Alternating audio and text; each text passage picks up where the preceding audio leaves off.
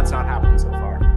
Aditya, I understand the arithmetic that leads to the hypothesis that we are very restrictive because we're way above neutral. I don't know a single indicator of financial conditions that doesn't flash very loose financial conditions. So can you reconcile the two for us? Yeah, I think neutral could be higher, right? So what do we know about neutral, really, to be honest? I think we can say with some conviction that it's somewhere between 2.5% and 4%. Beyond that, I don't think we can say a lot with conviction. So then it's going to come down to, we'll learn where neutral is as the Fed cuts based on what the economy does. And if they are able to soft land this economy, if they're sitting at 4% rates 3 months, 6 months down the line, depending on how far they cut, then I think the assessment has to be that maybe R star has gone up. So even if the dots for R star don't go up this time around, they might go up in the future. On the flip side, if we do go into a recession, which is not our base case, then you would say, okay, we were actually a lot more restrictive than we thought, and neutral is lower. Aditya, appreciate your insight as always. Looking for 25 in 3 minutes' time. Aditya Bava there of Bank of America Global Research. I'm pleased we got to this discussion. Equity markets close to all-time highs. Bond yields are low. Spreads are tight. We've had a round trip through the whole of August. And think about the demand we're already seeing for debt worldwide, across Europe, here in the United States as well, both sovereign and corporate. And look at what's happening with mortgage applications in America. Before we've even seen the first interest rate cut, we're already starting to unlock a lot of activity. Big move higher, TK. Big move higher this morning. Which to me just highlights the reason why people treat the markets as though they're an adolescent looking for more, and you give them a little bit and then they're looking for even more. This idea that if the Fed says, fine, you guys can have your 50 basis points, then they're going to keep going with that, and that's going to create much easier financial conditions. Quickly, Peter Orszag at Brookings with terrific 3 essays, Mohammed, on what the pandemic did to our microeconomics of our system. Are we still in the pandemic? No, I think we've mostly exited, with the labor market being the last sector to adjust. Do you think we're in bubble territory here? What do you think about some of these market moves? The fact we haven't even seen a rate cut yet, and we're already at these kind of levels. I think we've gotten carried away on the fixed income side, both on bonds more than stocks. I think bonds more than stocks. Why is that, Mohammed? I think stocks, you can make stories for secular changes, for real transformational changes. I think in the bond market, you can't make that argument. If you make it, then you should go the other way, because we have fiscal deficits of 6 to 8%. We have high debt levels. The secular argument isn't in your favor in the bond market. 2 issues in the last few weeks. We've talked about them. We had debt out of Italy, record order book. The week before, we had debt out of the UK, record order book. We saw some of the busiest days we've ever seen.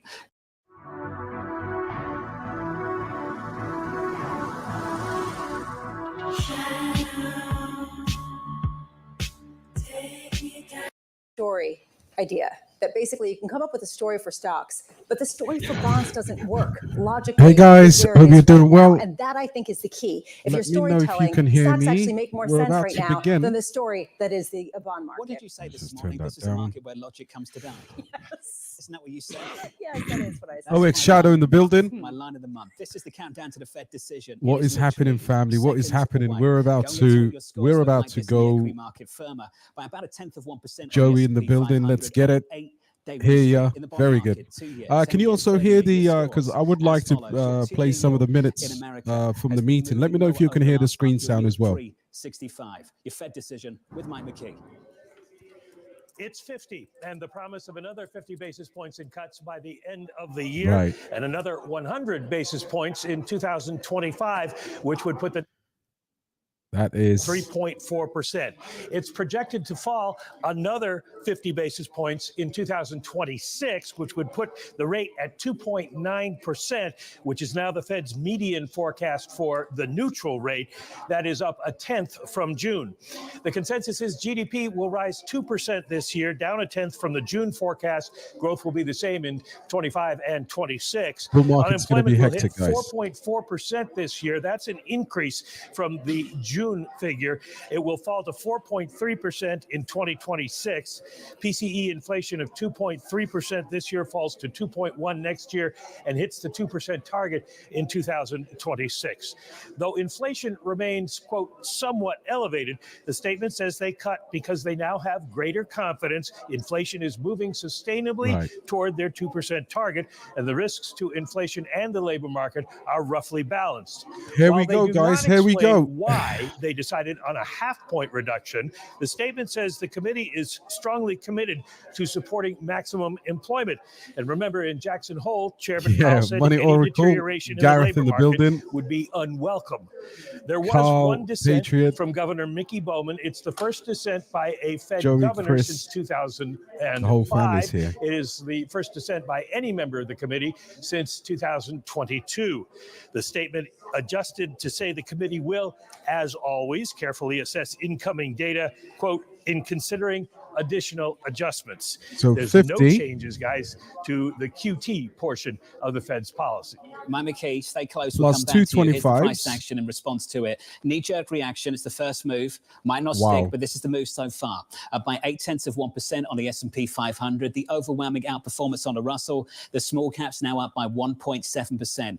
In the bond market, just bear in mind, we've come a long way, relate this to and we've crypto, priced guys. in a lot I'm looking to at this yield some- curve. The 2-year just climbing just a little bit to unchanged at 360 at the moment at the front end of the yield curve. And in the FX market, dollar yen dropping back by about 0.7%. So that's a weaker dollar, a stronger Japanese yen. Lisa, 141 just above on that currency pair. 60,000. Yeah, now over to the Bank of Japan. And if they hike, how much does that divergence continue? I also want to point out gold. You're seeing a bid into gold right now. We start to look for some of the inflation proxies. Right. So will this sort of feed into that idea? I thought it was interesting. The long end of the yield curve, just on the margins, not significantly, yields just slightly up on this idea that they're going to go bigger and potentially even more down the line. So the median dot can mask some disagreement beneath the surface. So let's talk about the range and not just the median at the FOMC. The median dot for 2025 in the projection materials that were just published is 3.4%.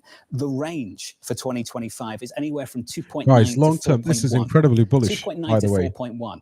That's quite a range on this FOMC. And I think for the first time in a long time, we have some dissent playing out publicly as well. The first dissent from a sitting governor on the FOMC since 2005. This was Clint, not a unanimous decision. And it absolutely really highlights why this actually became such a nice absolutely edge gassed. kind of 100%, decision. bro. And just to add to that, 10 officials penciled in 100 basis points or more of cuts for this year. 9 This officials is- penciled in 75 basis points or less for this year. It actually matters quite a bit for market expectations, especially given some of the policy uncertainty next year. So TK, we get 50. We get 50, and now we're waiting for the next act. It's a news conference in 26 minutes' time. I think it's a surprise within the zeitgeist. This is to the edge of surprise. I think Powell maybe alluded to this with his enthusiasms at Jackson Hole. You touched on something Jason Furman touched on this morning, which is don't forget the dollar. And Mohammed Al-Arian, I'm going to be as direct as I can. Is the great unknown here a dollar weakness that anybody without gray hair doesn't know? Let's That we may go, not guys. know. I think we've seen it before. I remember GDP stays periods at of dollar 2%, no weakness. changes. But it is dollar weakness. No This is not just a recession 50 basis point indication. cut. This is a dovish 50 basis point cut. Well said, yeah. Right? I mean, Unemployment rate now is at I 4.4%. agree with you, John, that the dovish part comes from the median dots. Yeah. But if you look at the range, And look at the chart now, it doesn't look 61,000 but for that's not what the Bitcoin, market's guys. gonna Let's hit. The market's effing gonna look go. at the median dot, and we'll interpret this as a dovish. 50 Let's basis go, points let's cut. go, And let's the push first it through. reaction was actually steepening of both 210s and Wow. 230s, which tells you something about what people are worried Some of about. these. To some extent, this median dot validates market pricing coming into this decision. Is that sufficient?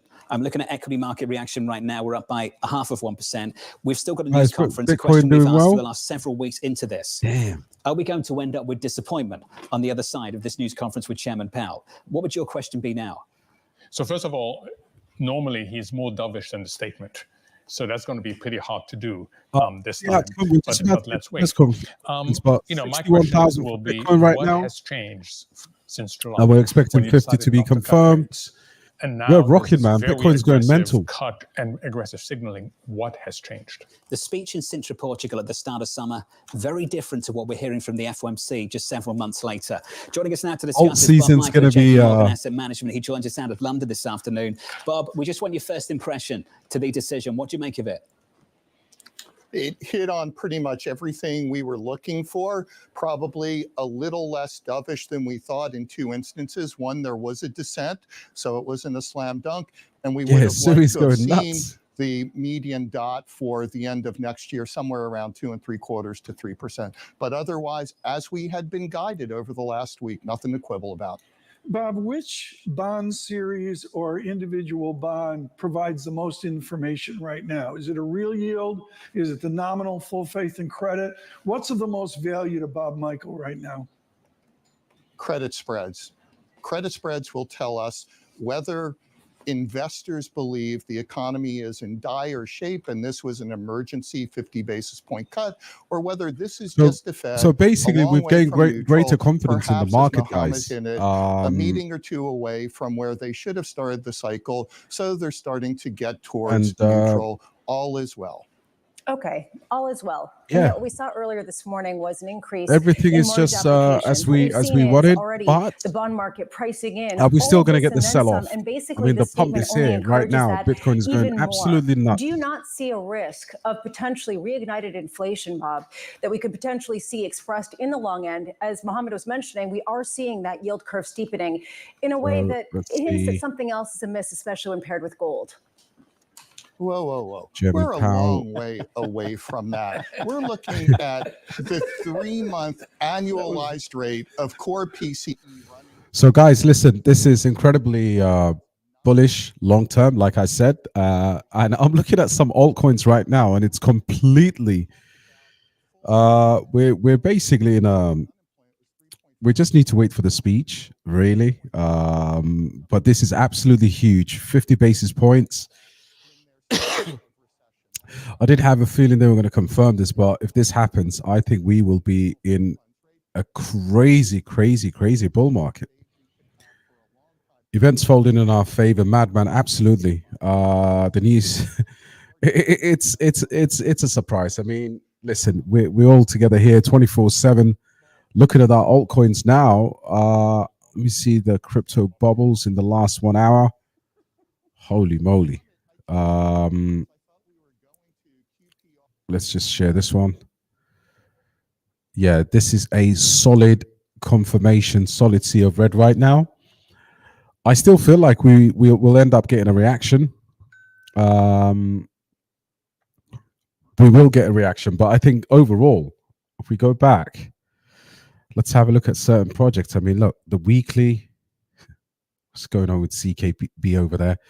But guys, this is incredibly bullish. I'm just waiting for that speech to take place. This is going to be our time. I think this bull market is going to leave many of us. I'm glad, by the way, I'm really happy that we've all stuck it out. It's just the beginning, right? Happy with our bags, buy anything that we still consider as a value add, we should get it. And some of these altcoins, guys. Let's fucking go, man. Let's go. Where's Jerome Powell? Mate, all that printing. So the cost of borrowing. Yeah, in 20 minutes. Yeah, we'll wait for the big man to obviously open his mouth and start talking about what it is he's going to do for our bank accounts. But I'm so kind of like I'm just looking at this, and I can see that kind of coming out in terms of these Bollinger Bands at any moment in the next few weeks. Things look great, guys.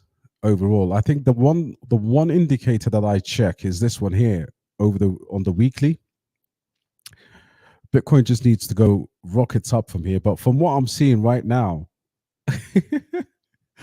they wanted to shake us out last month. They couldn't. We're sticking like Velcro right now. And in terms of the overall perception, I think the one fundamental aspect of all of this, right, is what do we get from the next few weeks? And I still believe that we will have opportunities to buy, of course, plenty of opportunities. But you're 100% right. My boy Jay Powell pulled through, man. Yeah, Jay Powell, man. Listen, man came through like Eminem in 8 Mile. We needed this guy. We needed this guy. Let's fucking go, man. I'm sick and tired. Honestly, this has been the most stressful cycle to date. I don't think any other cycle compares to this. Crypto was far easier back then. But what do I mean? You know, in terms of like projects, I mean, let's just open up some projects before Jay Powell steps onto the mic. Yeah, someone was saying like Sui was pumping. I mean, everything is pumping right now. Yeah, there's a huge candle there. Of course, a bit of sell-off, but it's just the beginning, guys. Wow, there is... Wow, confirmation is going everywhere. This must be like... it doesn't actually feel real, guys. It doesn't feel real. It'd be interesting to know how some of the micro caps react as well. Let's have a look at... Would you look at this? You know, AI alone is... AI is an area that's been read consistently throughout the whole of this downturn, like incredibly. And you can see here, all of these AI projects today doing incredibly well. But you do notice something, right? So you've got Natix here, that just flipped green, but OFN, Blender, and AIT Protocol, and of course AGRS, yeah, all not responding to anything. And it's just, again, you know, they will eventually respond, but look, all the other projects, you know, Alv, Sui, Tectum, Say, and Cass all reacting to that news. It's just sometimes very good to see how these different cryptocurrencies just move. Let's have a look at gaming. A few gaming projects here. Very good reaction. Yeah, across the board. Wow. Ladies and gentlemen, the bull market has started. You know, congratulations. Like people always say congratulations if you've actually survived up till now. But the investors tonight can breathe a sigh of relief knowing that things will go in their favor. Now, in the short term, I still think we get some good prospects of buying good altcoins. Now's the time, guys. Now's the time. And Heroes of Mavia today. Wow. Yeah, that was just epic, man. I don't know who was buying. Maybe it was Queso or someone. Maybe it was Hamza. Somebody was trying to put some crazy distance between us and Heroes of Mavia. But yeah, let's fucking go, man. Let's go. Let me just get relaxed. I'm looking for that big man to spit the lyrics. In 15 minutes, guys, Jay Powell drops. But if he comes up with a 3 points rate cut, yo, Doug, that is absolutely very, very, very, very bearish. 3 points coming. Just imagine if he spins that right now and he drops a different kind of rate cuts. I think everybody would. The volume coming into Bitcoin is insane right now. I mean, there's a volume candle here that I'm looking at, which is absolutely incredible. Solana as well. I'm in few longs, guys, but overall, let's bring the effing let's bring the dips. Yo, this is gonna get interesting. This is gonna get interesting. I mean, listen, the fact that nobody actually knows, you know, up till now. I mean, listen, we need to get Jerome to talk about this, of course, but nobody knew. I mean, there's a lot of guesswork. I don't think I went to sleep last night thinking of different outcomes, different permutations. It's very difficult. But they did leak this one to us. Breaking high, not seen over 5 years. So Bitcoin dominance moving up as well. Let's have a look at Bitcoin dominance. Boom, boom. Let's go to these macro charts, guys. Let's go, guys. Smash a like if you're bullish.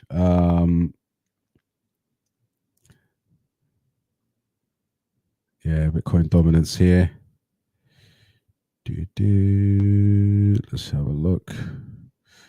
Yeah, we need BTC dominance at some point. It will break down from there, and I think that's when we will start celebrating a bit more. Let's have a look. Let's go BTC dominance at 58%, guys. 58 bloody percent, but who cares? Sweet Caroline. Swivel. This is scary moment for recession fears. Yeah, absolutely, bro.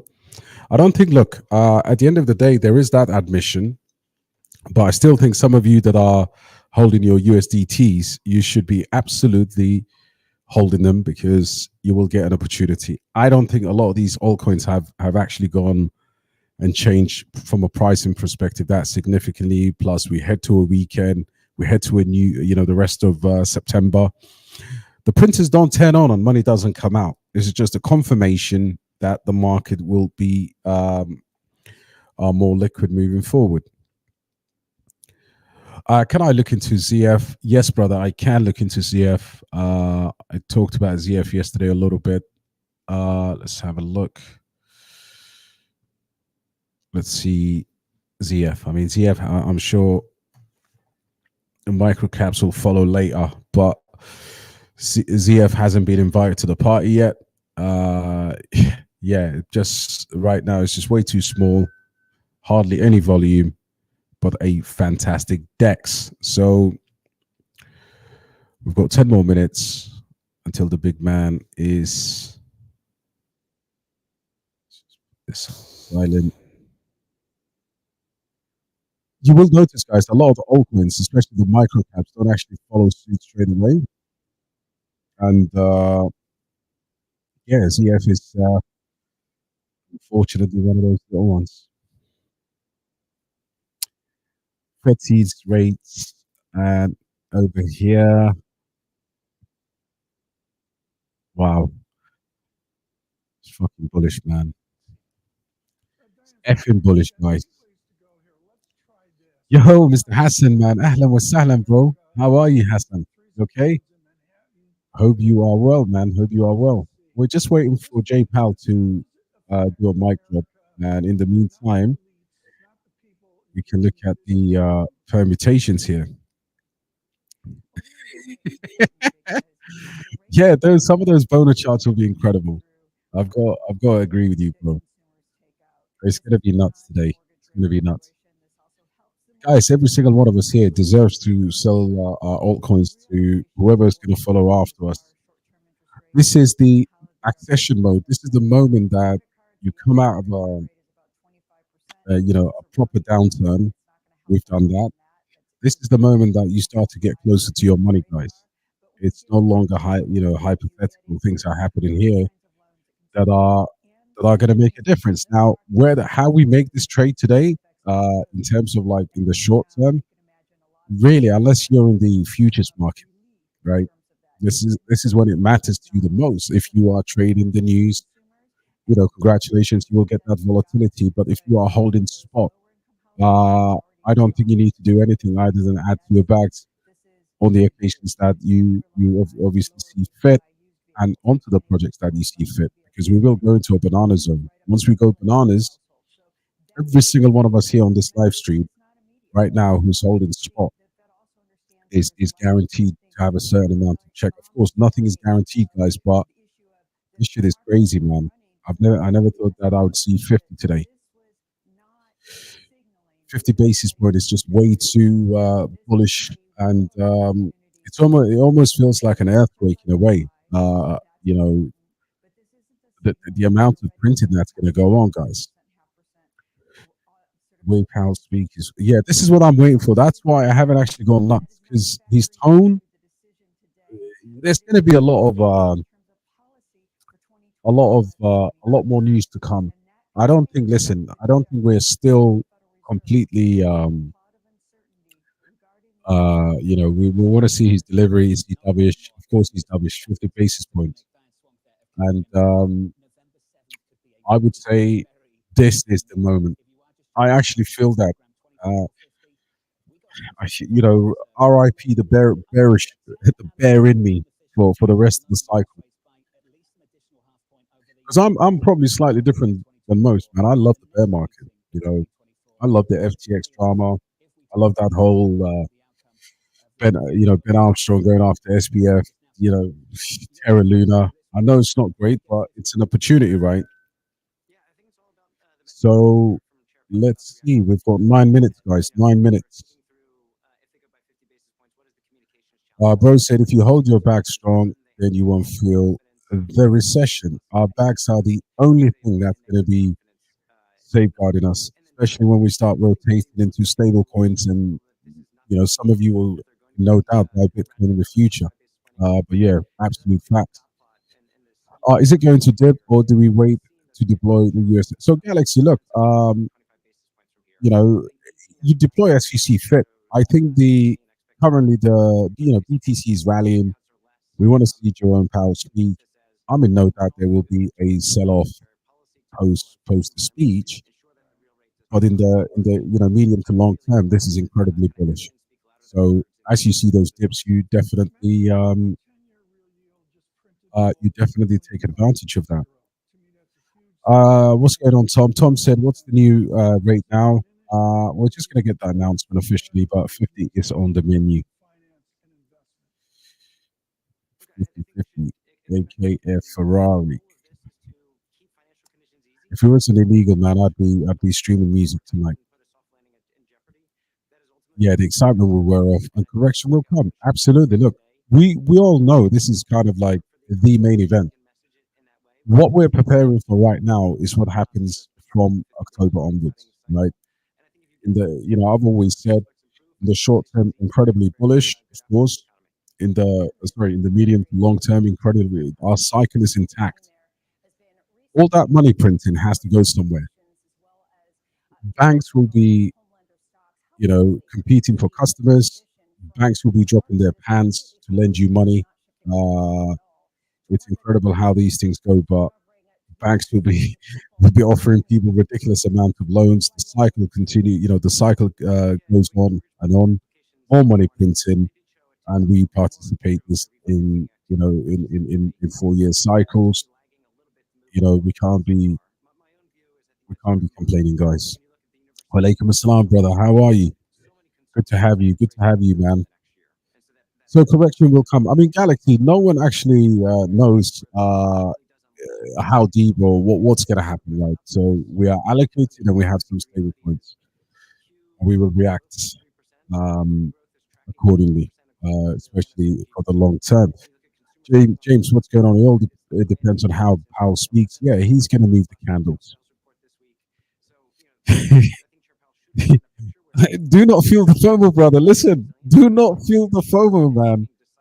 This is why we have consistently, I've always said it's always better to buy, after the news rather than before on the news. By the time you're finding this out, a lot of the pumps that we've been having has already been priced in. And when we see true liquidity now in the next phase, that's what you need to be prepared for. And I think a lot of people also try to nitpick in terms of how low they want this market to go. And that's the other side. That's the other side of the risk, right? Like you don't want to go one way and you don't want to go all in. You have to find a balance. So it's always like that disaster movie, man. The day after tomorrow. Are you going to survive the storm, which is what we've been in the majority of this time? And as we get wiser and more savvy, I think the ability to buy more with your money will always be there. But that window of opportunity is very small now, and it's getting ever so smaller. So you have to get allocated, guys. But it's incredibly risky, by the way, to be all on USDT. Incredibly risky because I think unless you've been in profit from a long time, which is different. Yeah. How many minutes have we got now? How many minutes do we have till the big man speaks? So yeah, 5 more minutes, guys. 5 more minutes, and Big J will be on the mic. The DXY is dumping. That is fantastic news. Let me just have a look at something here. Basically, Bitcoin has produced one of the largest candles in recent memory, guys.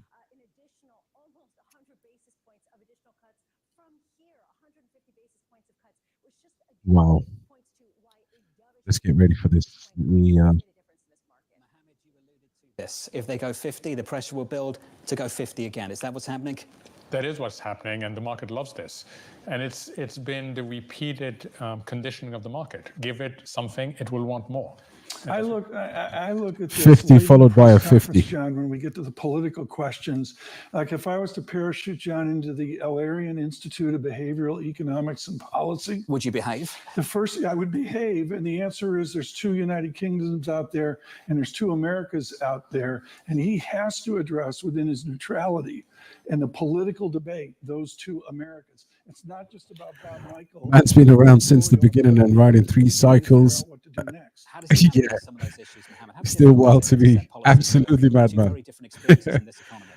It's very wise words there from my bro. When politicians are shouting, "Go 75, go 75." No, it is really difficult. What's not clear to me is this bit is important, guys. Buying insurance. What is the cost of that insurance? What is the downside of buying insurance? You know, insurance is hardly ever costless. So what is the downside of having bought insurance for the economy? And that's something we'll only find out over time. What's the cost of buying insurance for the economy, but also for the Fed and for its political independence and its reputation therein? I just wonder if it's more difficult to make the decision now on November 7th, now that you've had this initial 50 basis point rate cut, and you have a market that's now saying, yeah, you could do another one in November. Yeah, and that was the argument all along. Start in July. Don't get yourself in this situation. But it is what it is. That's and what it now is. To navigate this. I think yes, Powell is going to be very clear. He'll say we are not impacted by political issues, just like he will say that he is blessed, to use his word, by lots of opinions from outside. But ultimately, it's what they decide in that room. And they will get lots of opinions after this one. In just a moment, election season 2, guys. We'll walk into that room and give us a news conference for the next 60 minutes or so. We'll take that in its entirety on Bloomberg TV and on Bloomberg Radio. Lisa, things could be very different on November 7th. We've said that repeatedly. I don't think you can overstate it. Things could be very different. The outlook for 2025 could shape up in a rather different way, dependent on what the complexion of Congress looks like, how divided things are in the nation's capital. And whether or not we even know at that point, as Anne-Marie likes to say, whether we have a decision. It just will be interesting how much this is a 3-part act. We get the third part of the act coming up moments away, how he characterizes what this insurance policy is really for. Is this because they are seeing true weakening in a labor market that otherwise is kind of hanging in there? And that, I think, is one of the key questions. How do you expect him to frame it? Is this a one-off mid-cycle adjustment, a wait and see, we'll regroup in November? Or is this the beginning of a one-way trip back towards what they think is neutral? Could it be both? I mean, right? Is there's basically, can everyone have their cake and then eat it too? Because essentially you have inflation coming down and you have an economy that is in a trajectory that typically does lead to further weakening. Is it history that can actually make sense at a do business. No hustle, no bustle, do business. Day and every speech, John. Yeah, that's a lovely break. They're making this up as they go. Today they catch up, maybe is the right way to put it. But the then what of November and into 2025 is real. We certainly all agree on that. We've said this a few times. We've all been humbled through this pandemic and coming out the other side. Equities right now going into this one just short of all-time highs on the S&P 500. We are firmer by 0.5% in the bond market. This is the yield reaction. On a 2-year, we're down 4 basis points going into this news conference. Just remember, for 7 consecutive Fed decision days, this 2-year has rallied. This yield has dropped, and that continues at least for now. We're down 4 basis points at the front end of the curve. The chairman of the Federal Reserve, after he's in the building, guys. Basis points, takes the floor. Let's go. Good afternoon. My colleagues and I remain squarely focused on achieving our dual mandate goals of maximum employment and stable prices for the benefit of the American people. Our economy is strong overall and has made significant progress toward our goals over the past 2 years. The labor market has cooled from its formerly overheated state. Inflation has eased substantially from a peak of 7% to an estimated 2.2% as of August. We're committed to maintaining our economy's strength by supporting maximum employment and returning inflation to our 2% goal. Today, the Federal Open Market Committee decided to reduce the degree of policy restraint by lowering our policy interest rate by 0.5 percentage point. This decision reflects our growing confidence that with an appropriate recalibration of our policy stance, strength in the labor market can be maintained in a context of moderate growth and inflation moving sustainably down to 2%. We also decided to continue to reduce our securities holdings. I will have more to say about monetary policy after briefly reviewing economic developments. Recent indicators suggest that economic activity has continued to expand at a solid pace. GDP rose at an annual rate of 2.2% in the first half of the year, and available data point to a roughly similar pace of growth this quarter. Growth of consumer spending has remained resilient, and investment in equipment and intangibles has picked up from its anemic pace last year. In the housing sector, investment fell back in the second quarter after rising strongly in the first. Improving supply conditions have supported resilient demand and the strong performance of the U.S. economy over the past year.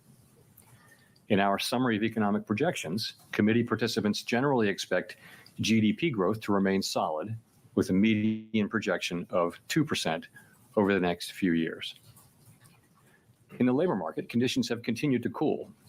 Payroll job gains averaged 116,000 per month over the past 3 months, a notable step down from the pace seen earlier in the year. The unemployment rate has moved up, but remains low at 4.2%. All right. Nominal wage growth has eased over the past year, and the jobs to workers gap has narrowed. Overall, a broad set of indicators suggests that conditions in the labor market are now less tight than just before the pandemic in 2019. The labor market is not a source of elevated inflationary pressures. The median projection for the unemployment rate in the SEP is 4.4% at the end of this year, 0.4 higher than projected in June.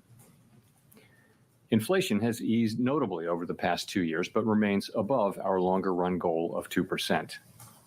Estimates based on the Consumer Price Index and other data indicate that total PCE prices rose 2.2% over the 12 months ending in August, and that excluding the volatile food and energy categories, core PCE prices rose 2.7%.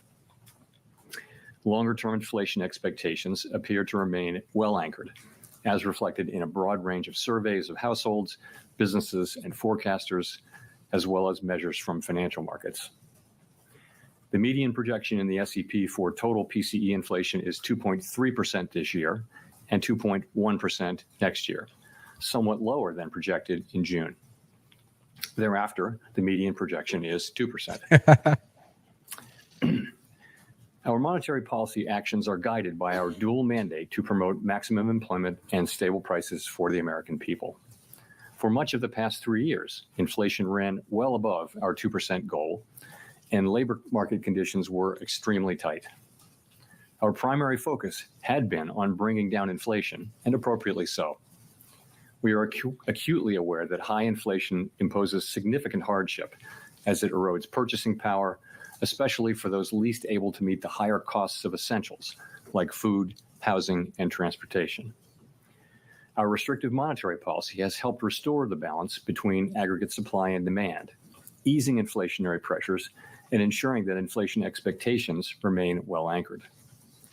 Our patient approach over the past year has paid dividends.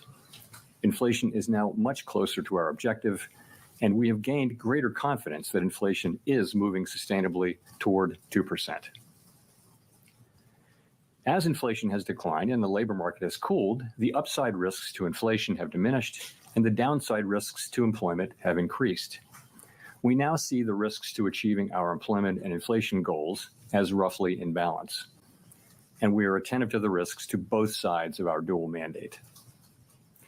In light of the progress on inflation and the balance of risks, at today's meeting, the committee decided to lower the target range for the federal funds rate by a 0.5 percentage point to 4.75% to 5%. This recalibration of our policy stance will help maintain the strength of the economy and the labor market, and will continue to enable further progress on inflation as we begin the process of moving toward a more neutral stance. We are not on any preset course. We will continue to make our decisions meeting by meeting. We know that reducing policy restraint too quickly could hinder progress on inflation. At the same time, reducing restraint too slowly could unduly weaken economic activity and employment. In considering additional adjustments to the target range for the federal funds rate, the committee will carefully assess incoming data, the evolving outlook, and the balance of risks. In our SEP, FOMC participants wrote down their individual assessments of an appropriate path for the federal funds rate based on what each participant judges to be the most likely scenario going forward.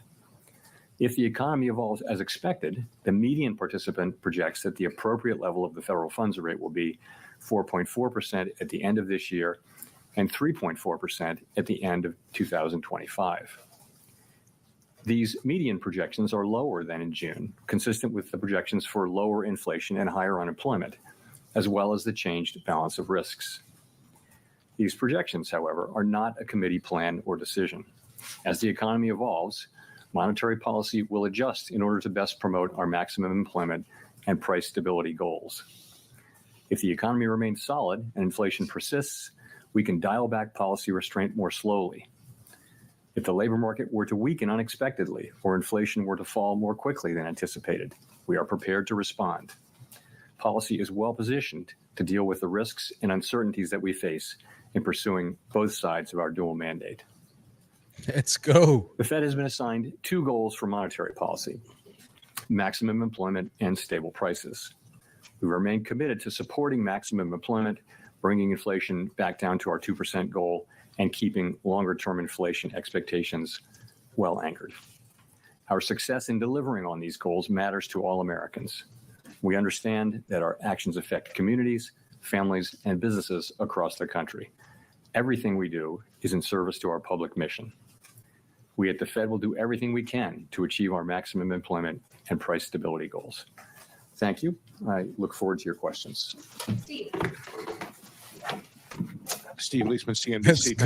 Let's get it, guys. In July, you said you weren't necessarily thinking about a 50. You didn't want to be specific, but you said you weren't thinking about a 50. The inflation data last week came out a little firmer than expected. Retail was strong, third quarter GDP running 3%. So what changed and made the committee go 50? And how do you respond to the concerns that perhaps it shows the Fed is more concerned about the labor market? And I guess, should we expect more 50s in the months ahead? And based on what should we make that call? Thank you. So, okay, a lot of questions in there. Let me jump in. Since the last meeting, we have had a lot of data come in. We've had the two employment reports, July and August. We've also had two inflation reports, including one that came in during blackout. We had the QCEW report, which suggests that suggests that the payroll report numbers that we're getting may be artificially high and will be revised down. You know that. We've also seen anecdotal data like the Beige Book. So we took all of those and we went into blackout and we thought about what to do, and we concluded that this was the right thing for the economy, for the people that we serve, and that's how we made our decision. So that's one question. What was the second and third? How do we make sorry, thank you, sir. How do we figure out in the months ahead, is there another 25 or 50 coming in? Based on what shall we make that call? Thank you. Sure. So a couple things. A good place to start is the SEP, but let me start with what I said, which was that we're going to be making decisions meeting by meeting based on the incoming data, the evolving outlook, the balance of risks. If you look at the SEP, you'll see that dildo candles everywhere, man. Of recalibrating our absolutely policy stance insane away from where we had it a year ago when inflation was high and unemployment low, to a place that's more appropriate given where we are now and where we expect to be. And that process will take place over time. There's nothing in the SEP that suggests the committee is in a rush to get this done. This process evolves over time. Of course, that's a projection. That's a baseline projection. We know, as I mentioned in my remarks, that the actual things that we do will depend on the way the economy evolves. We can go quicker if that's appropriate. We can go slower if that's appropriate. We can pause if that's appropriate. But that's what we were contemplating. I would point you to the SEP as just an assessment of where of what the committee is thinking today, what the individual members rather of the committee are thinking today, assuming that their particular forecasts are realized. Let's go. Let's go. Hi, Chris Charles Rugaber, Code, absolutely Associated not. Press. Thank you. The projections show that the Fed officials expect the Fed funds rate to still be above their estimate of long-run neutral by the end of next year. So does that suggest you see rates as restrictive for that entire period? Does that threaten the weakening of the job market that you said you'd like to avoid? Or does it suggest that maybe people see the short-run neutral as a little bit higher than thank you. I think the way I would really characterize it is this. I think people write down their estimate, individuals do. I think every single person on the committee, if you ask them what's your level of certainty around that, they would say there's a wide range where that could fall. So I think we don't know. There are model-based approaches and empirically based approaches that estimate what the neutral rate will be at any given time. But realistically, we know it by its works.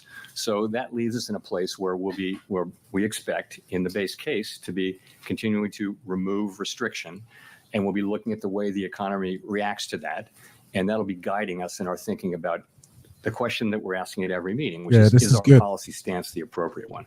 We know, if you go back, we know that the policy stance we adopted in July of 2023 came at a time when unemployment was 3.5% and inflation was 4.2%. Today, unemployment is up to 4.2%. Inflation's down to a few tenths above 2. So we know that it is time to recalibrate our policy to something that is more appropriate given so the rate is progress on down to inflation 5% and on employment, which is moving to a awesome. more sustainable level. So the balance of risks are now even. And this is the beginning of that process. I mentioned the direction of which is toward a sense of neutral. And we'll move as fast or as slow as we think is appropriate in real time. But what you have is our individual accumulation of individual estimates of what that will be in the base case. Howard. Yeah, this is good. Howard Schneider with Reuters. How close was this in terms of the decision? You do have the first dissent by a governor since 2005, I think. Was the weight clearly in favor of a 50, or was this a very close decision? I think we had a good discussion. If you go back, I talked about this at Jackson Hole, but I didn't address the question of the size of the cut, left it open. And I think we left it open going into blackout. And so there was a lot of discussion back and forth, good diversity of opinion, excellent discussion today. I think there was also broad support for the decision 50, that the committee voted on. So I would add, though, look at the SEP. All 19 of the participants wrote down multiple cuts this year, all 19.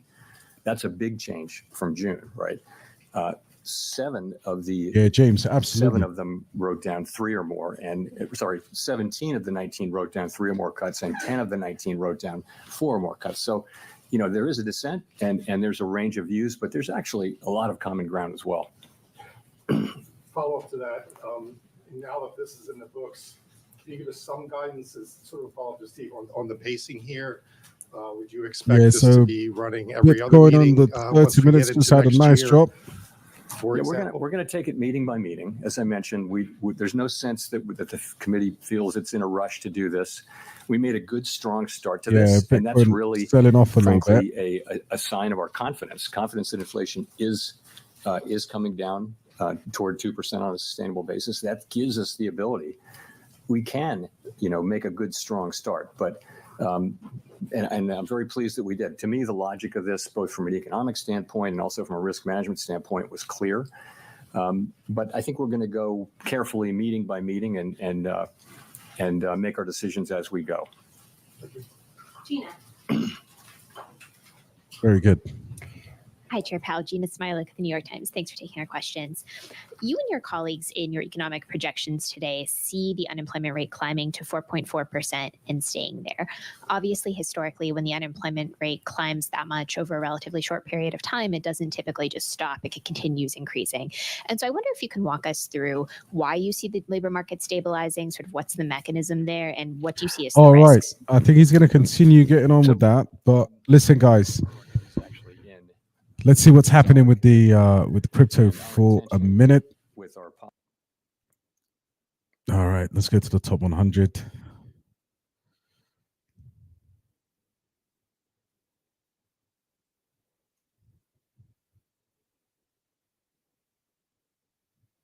All right. Bitcoin is moving mad. Let's see what's happening here. I'm paying attention to that dominance.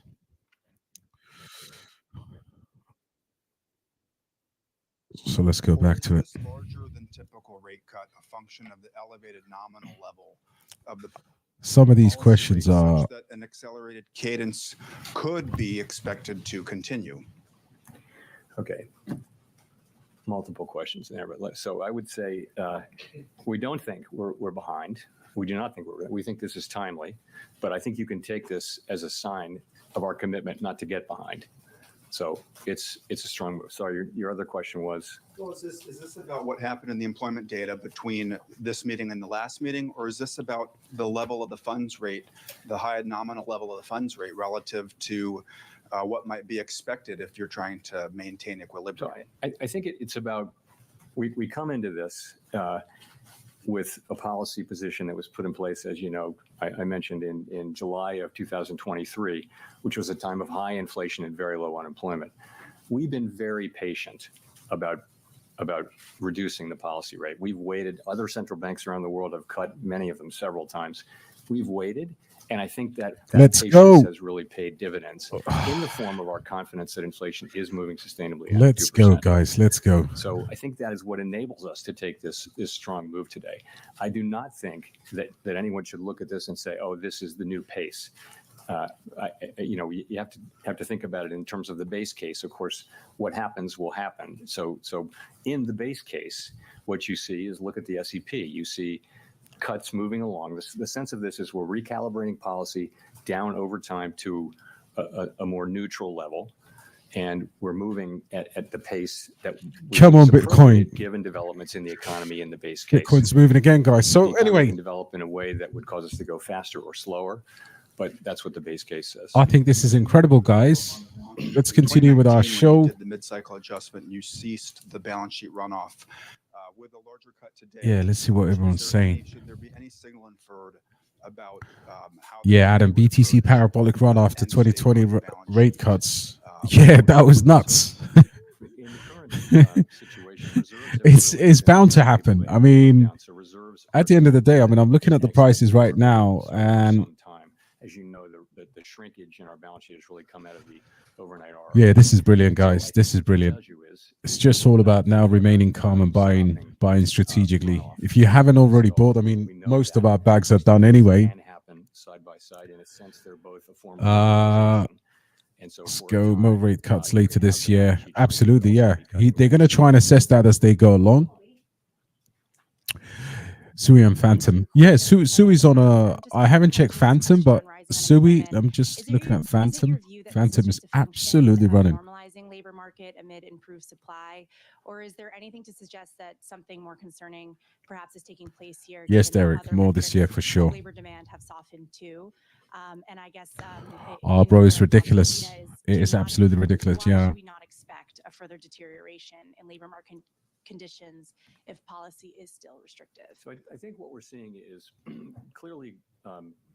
Let's have a look. Conditions have cooled off by any measure. Yeah, I mean, after the rate cuts in 2020, bro, things were just the level of those conditions is stimulus checks, cuts. I mean, it was insane. Close to mandate on that. So what's driving it? Clearly, payroll job creation has moved down over the last few months, and this bears watching. By many other measures, the labor market has returned to or below 2019 levels, which was a very good, strong labor market. But this is more sort of 2018, 17. So the labor market bears close. This is going to be the cycle where a lot of you are like, but ultimately, shit, I made money. With an appropriate recalibration of our policy that continue to see the economy this growing. This is different, guys. Different. In the meantime, if you look at the growth in economic activity data, retail sales data that we just got, second quarter fucking GDP, bullish, man. All of this indicates an economy that is still growing at a solid pace. So that Smash a like for the stream, guys. Smash a like, share the stream. Let's get more people liberated financially. It bears watching, and we're watching. This is the time when you tell your friends and your family to invest, and they laugh at you. wouldn't the committee already be too late in terms of? Yeah, volume was insane, bro. That's, our plan, of course, has been to Yeah, I think there's big money behind Sui. We're not seeing Big money is rising claims. buying. We're not seeing rising layoffs. Are We're we not buying seeing on that. what? We're not Depends hearing what that you're from looking to companies. buy, That's bro. something Of that's getting course. ready to happen. So we're not waiting for that because there is thinking That's that, true, but the other the time coins to on support the same labor market cap. is when it's strong, and not when you begin to see the layoffs. If you ignore the So that's inflation. the situation we're in. We have, in fact, In terms of any, I mean, cycle listen, now, and we'll be watching. I would say That'll be one of the in factors terms that of we consider. the Of course, we're gonna other look at big the market caps totality with a of the similar data as we performance, I make mean, you these look at, decisions being of course, you spoke about Phantom. Mantra is a really strong one, but it's of course smaller. RWA layer one. I think the next one we need to look at is say potentially on the V2 upgrade. If you're looking for one of these big layer ones, I think say has a lot more room to the upside. Although I haven't pulled the trigger yet. Would you be moving to a more preemptive monetary policy style rather What if than Japan? as you did with inflation, waiting until the data gives Thomas, us we're ready for whatever, man. No, we're going to be watching. All Japan's going to bring the PlayStations. As I mentioned in my remarks, if the labor market were to slow unexpectedly, then we have the ability to react to that by cutting faster. We're also going to be looking at our other mandate, though. We are more great. We have greater confidence. The Bears, listen, the Bears will get their opportunity. It just depends what the Bears want to do. Is that we will be at 2%, over time. So, and policy we think is still restrictive, so that should still be happening.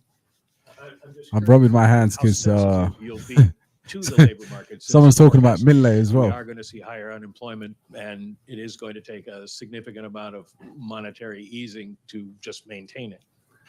So yeah, they're buying Sui at crazy rates, bro. Sui's a defining technology, I believe, in crypto. I think Sui is completely different, bro. But we have a dual. That's why I've been saying it's a multi-cycle.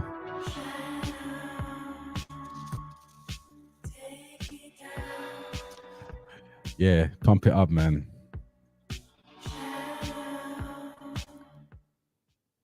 Let's pump the bag.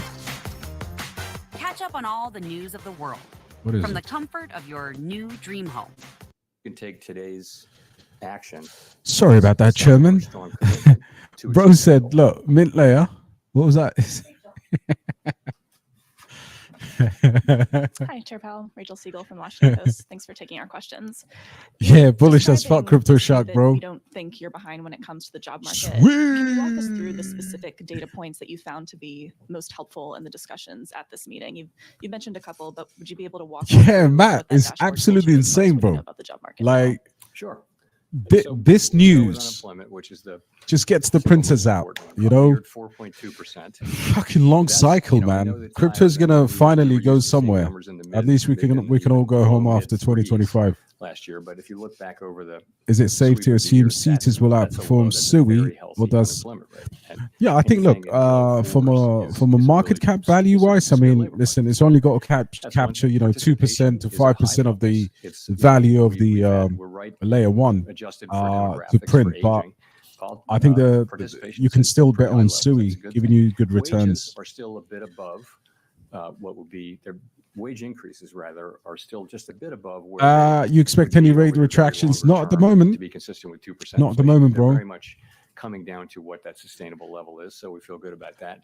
Yeah, the US, listen, the US economy, we are the US. I mean, To what is still a very strong level. It's not as high the as US it was. dollar. That number reached 2 to 1. Cash, for every cash, employed what was person. it? Cash mixed. As measured, it's now below.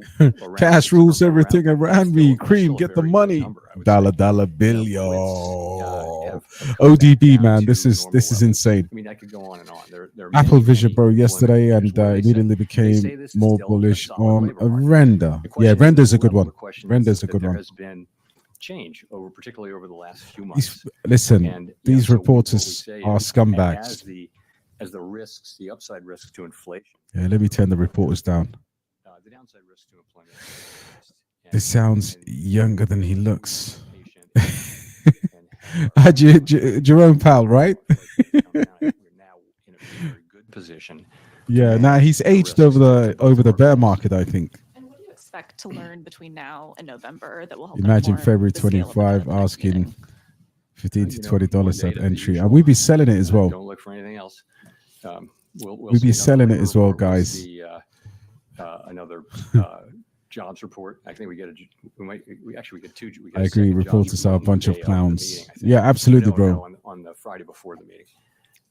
So They're the reason why we get, we'll we all this often get data, red we'll be watching. candles. It's always a question of look at the incoming data and ask what are the implications of that data for the evolving outlook and the balance of risks, and then go through our process and think what's the right thing to do. Is policy where we want it to be to foster the achievement of our goals over time? So that's what it is, and that's what we'll be doing. Carl said, give us a happy tune, man. Cash rules everything around me. Cream, get the money. Dollar bill, yeah. Listen, Jerome Powell is really ODB's father, man. To kind of stick at that level. And relatedly, Yeah, we get some tunes going tonight. Market steam coming out through job openings falling rather than job losses. Do you think that trend has further to run, or do you see risk that further labor market? Yeah, come on, Bitcoin.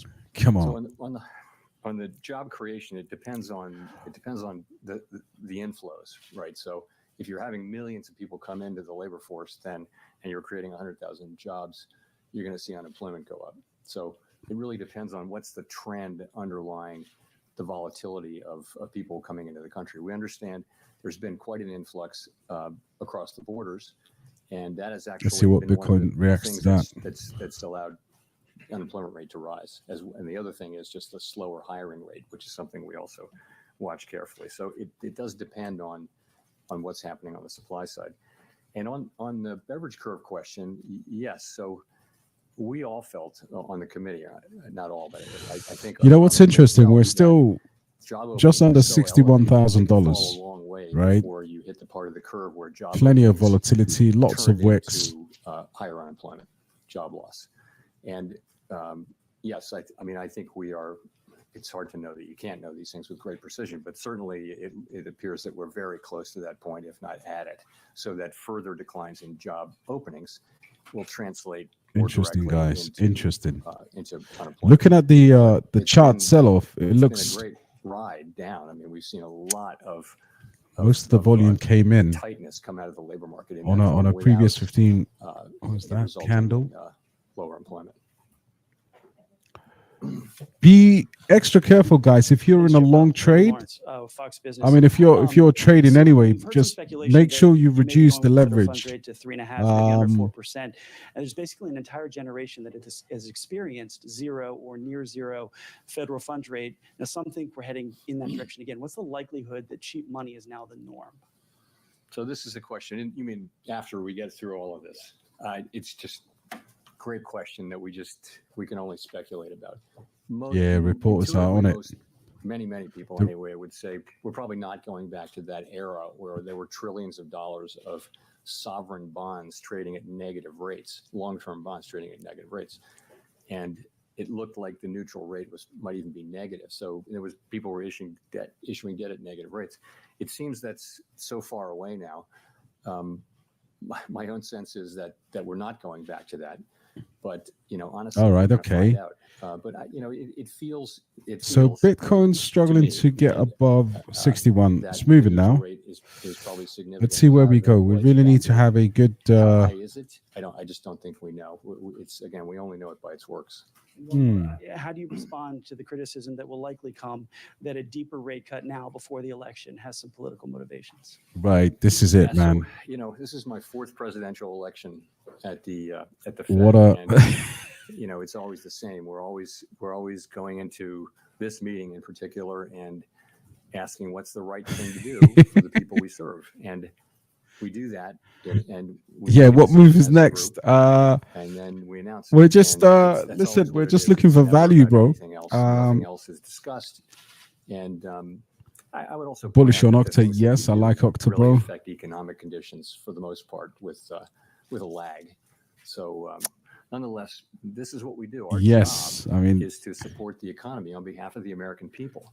And if we get it right, overall, this will benefit the American people let's have a significantly. look. So this really concentrates the mind. And So Bitcoin's kind of moving down. Seriously, we don't put up any other filters. I think if you start doing that, I don't know where you stop. And so we just don't do that. Right. Big red candles. There's a bit of sell-off going on, guys. With CBS News. My first question is, Let's have a look at that hourly. what message are you trying to send American consumers, the American people, with this unusually large rate cut? That's the message I now. would just say that, the U.S. economy is in a good place, and our decision today is designed to keep it there. More Green specifically, candle. the economy is growing at a solid pace. Inflation is coming down closer to our 2% objective over time.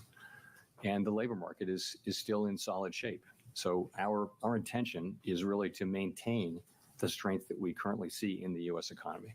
And we'll do Absolutely. that by returning rates from their high level, which has really been, the purpose of which has been to get inflation under control. We're going to move those down over time to a more normal level. Right. Over time. Just a quick follow-up to that. Listening to you talk about inflation moving meaningfully down to 2%, is the Federal Reserve effectively declaring a decisive victory over inflation and rising prices? No, we're not. So inflation, what we say is we want inflation. The goal is to have inflation. So Bitcoin, I'm just watching Bitcoin, guys. That's why on a I sustainable basis. And trying to see where we land. And I think we're going to want to see it be, around 2% and close to 2% for some time.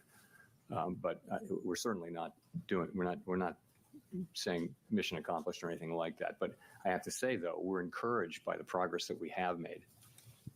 Dovish. Hi, Yeah, Katarina Saraiva reporters with Bloomberg News. reporters will I always just would love to know kind of how the committee is re- thinking reporters about will always try and set us up, we've guys. seen in housing inflation. It's Do you think you can return to 2% with housing inflation where it is? Yeah. So, housing inflation is the one piece that is kind of dragging a bit, if I can say. We know that market rents are doing what we would want them to do, which is to be moving up at relatively low levels, but they're not rolling over. The leases that are rolling They're just over baiting him, yeah. are not coming down as much. And You know what's interesting, guys? It's funny how the candles are incredibly responsive to this. I think we now understand that it's going to take some time for those lower market rents to get into this, but the direction. Oh, of that one travel deserves a is clear. debate. Alephium, of course, but yeah, they're completely different. Inflation over time that will show up. Just the time it's taking now, several years rather than just one or two cycles of annual lease renewals. So that's, I think we understand that now. But Yeah, so it's all about Jerome Powell, man. As long as market rents remain under control, the outcome is not. Just imagine the pressure on this guy. It's the rest of the portfolio or of the Yeah, the more he speaks, bro, like this is why I'm trying. I want to cut him off in a way, just for my own sanity, because I'm looking at these. And I believe that I had some trades running anyway, and it looks. We need to get out of the housing services piece too. Some of your colleagues have expressed concern Concern. that with starting to cut rates, you could reignite demand in housing and see prices go up even more. What's the likelihood of that, and how would you react to that? So the housing market, to game that out, the housing market is in part frozen because of lock-in with low rates. People don't want to sell their home, so because they have a very low mortgage, it'd be quite expensive to refinance. You know what? Rates Bitcoin's come down, reacting to that a little bit. People will start to move more, and that's probably beginning to happen already. But remember, when that happens, you've got a seller, but you've also got a new buyer in many cases. So it's not, obvious how much additional demand that would make. I mean, the real issue with housing is that we have had and are on track to continue to have not enough housing. And so it's going to be challenging. It's hard to find, to zone lots that are in places where people want to live. It's all of the aspects of housing are more and more difficult. And, where are we going to get the supply? And this is not something that the Fed can really fix. But I think as we normalize rates, you'll see the housing market normalize. Yeah, they won't let it go, bro. Like, this is the whole thing about, and I can see the red candles forming right now. Sell the news. Cycle normalize. That's the best thing we can do for householders. And then the supply question will have to be dealt with by the market and also by government. Encourage, absolutely, yeah. I think overall it's been a good. Hi, Victoria Guido with Politico. Just following up on some of the labor market talk earlier. Monetary policy operates with long and variable lags, and I'm wondering how much you see being able to keep the unemployment rate from raising too much. You see what's happening. What's happening here, guys? It's almost like room to run versus just the labor market is strong. And then also, if I could, following up on Nick's question. Oh, wow. Do you see today's 50 basis point move as partially a response to the fact that you didn't in July, and that sort of gets you to the same place? So you're right about lags, but I would just point to Yo, Clint. You have an economy that is growing at a solid pace. If you look at forecasters or talk to companies, they'll say that they think 2025. I'm going to Harlem to pay homage to Alpo, man. The U.S. economy is basically fine. If you talk to market participants, and, business people who are actually out there doing business. Bro, man. So I think, I think our move. I just hope I don't get shot 9 times by mint layer. You can see our 50 like homo move as a commitment to make sure that we don't fall behind. So you're really asking. I'm trying to close. Basically, I wish don't ask any more questions about crypto. If you ask, if we'd gotten the July report. Yeah, they were let go. It's quite interesting. Normally, I would. We didn't make that decision, but we might well have. I think that's not. That doesn't. Trump plus rate cut. That is, it has. I mean, when at this meeting we're looking back to. Pet eating crab is killing the chances of re-election. Listen, if he wins, if Trump wins after this, all the other things that I mentioned, we're looking at all of those things. It's just one-way ticket to us, man. We'll start buying small islands in the Pacific. It's clear that we clearly, literally, everyone on the committee agreed that it's time to move. It's yes, sir. How big, how fast do you go, and what do you think about the path forward? So. This decision we made today had broad support on the committee, and I've discussed the path ahead. Absolutely. Thank you, Chair Powell. Elizabeth Schulze with ABC News. Mortgage rates have already been dropping in anticipation of this announcement. He's like, we made this shit together. Basically, drop over the next year. Oh, let it go. Very hard for me to say. That's from our standpoint. I can't really let it go, girl. I will say. That'll depend on how the economy evolves. The trading right now, bro, is not recommended. Honestly, was appropriately restrictive.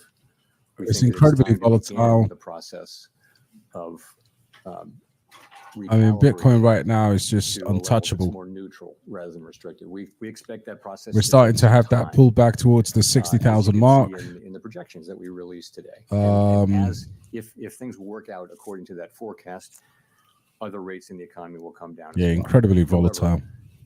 The rate at which those things happen will really depend on how the economy performs. Yeah, absolutely. I mean, they just need a slip up for something that they can actually interpret as a. Households who are frustrated that home prices have still stayed so high as rates have been high. What do you say to those households? Well, what I can say to the public is that buy crypto. That's what you should say. Burst of inflation. Many other countries around the world had a similar burst of inflation. What would you say to houses? Part of the answer is go buy some Alephium. Go buy some based AIs. Buy some SUI. It's right. Not something that people experience as pleasant, but at the end, what you get. Go buy some Bitcoin. That's what I would say to the households. Inflation restored, price stability. Man, restored. I wish I was the a good definition of Fed chairman. Is that people in their daily decisions, they're not thinking about inflation anymore. AI tech has less total supply than sweet. What's inflation? Does that mean AI tech has more of a chance to hit a $2 billion market cap?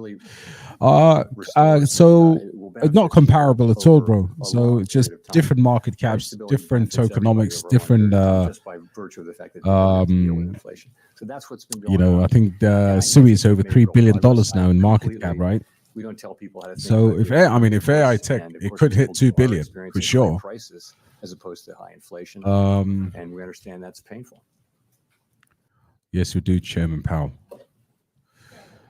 Yeah, no, that's a very good question, and again, people should understand, the magnitude of that question is basically a big cap versus a small cap, right? So 70 million versus 3 billion, big difference in terms of multipliers.